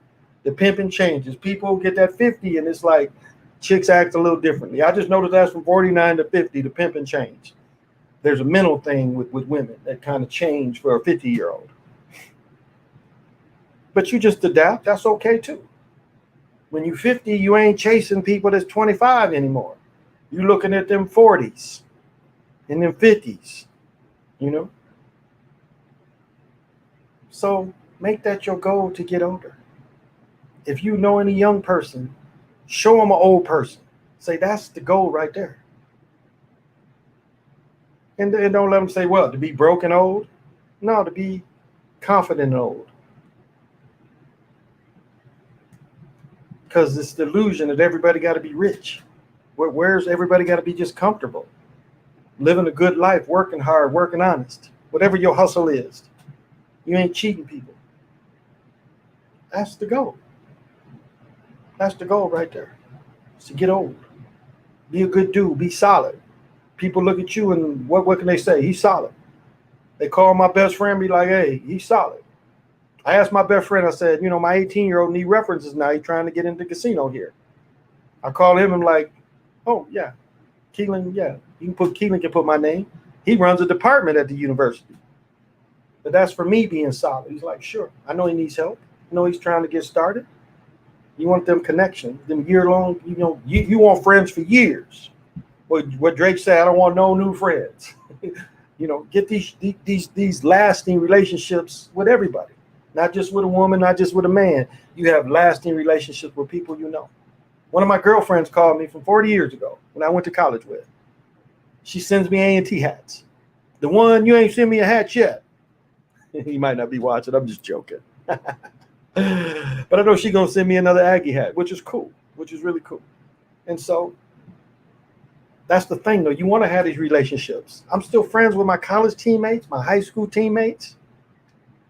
This is the kind of relationships you want to have. So if you're younger, this is what it is. You develop, and even Nick will tell you, you start even developing business relationships. They can go for 20 years. So it ain't just about just friendly friend. You can get business relationships that last that long. So that's something to consider too. So, okay, Lorenzo. Thank you, Lorenzo. That is so nice. Thank you. Yeah, they're in the finals, Lorenzo. Game 2. Tampa Bay's up 2-0. They beat them twice. But yep, game 2. They're in the Stanley Cup though. Yep. Guess I am out of timeout. I didn't put you in timeout. I ain't touched this thing. Somebody put you in timeout, Jay. I'm sorry. I ain't touched this thing. So y'all picking on Jay for it. We had somebody came in earlier that was really. Oh, okay. Oh, James did. Okay. Yeah. Jay's cool. Jay's cool. So thank you everybody for joining. Thank you for all the wishes as my turn around this thing again. Thank you for that. That is very kind. And as I always say, till we meet again.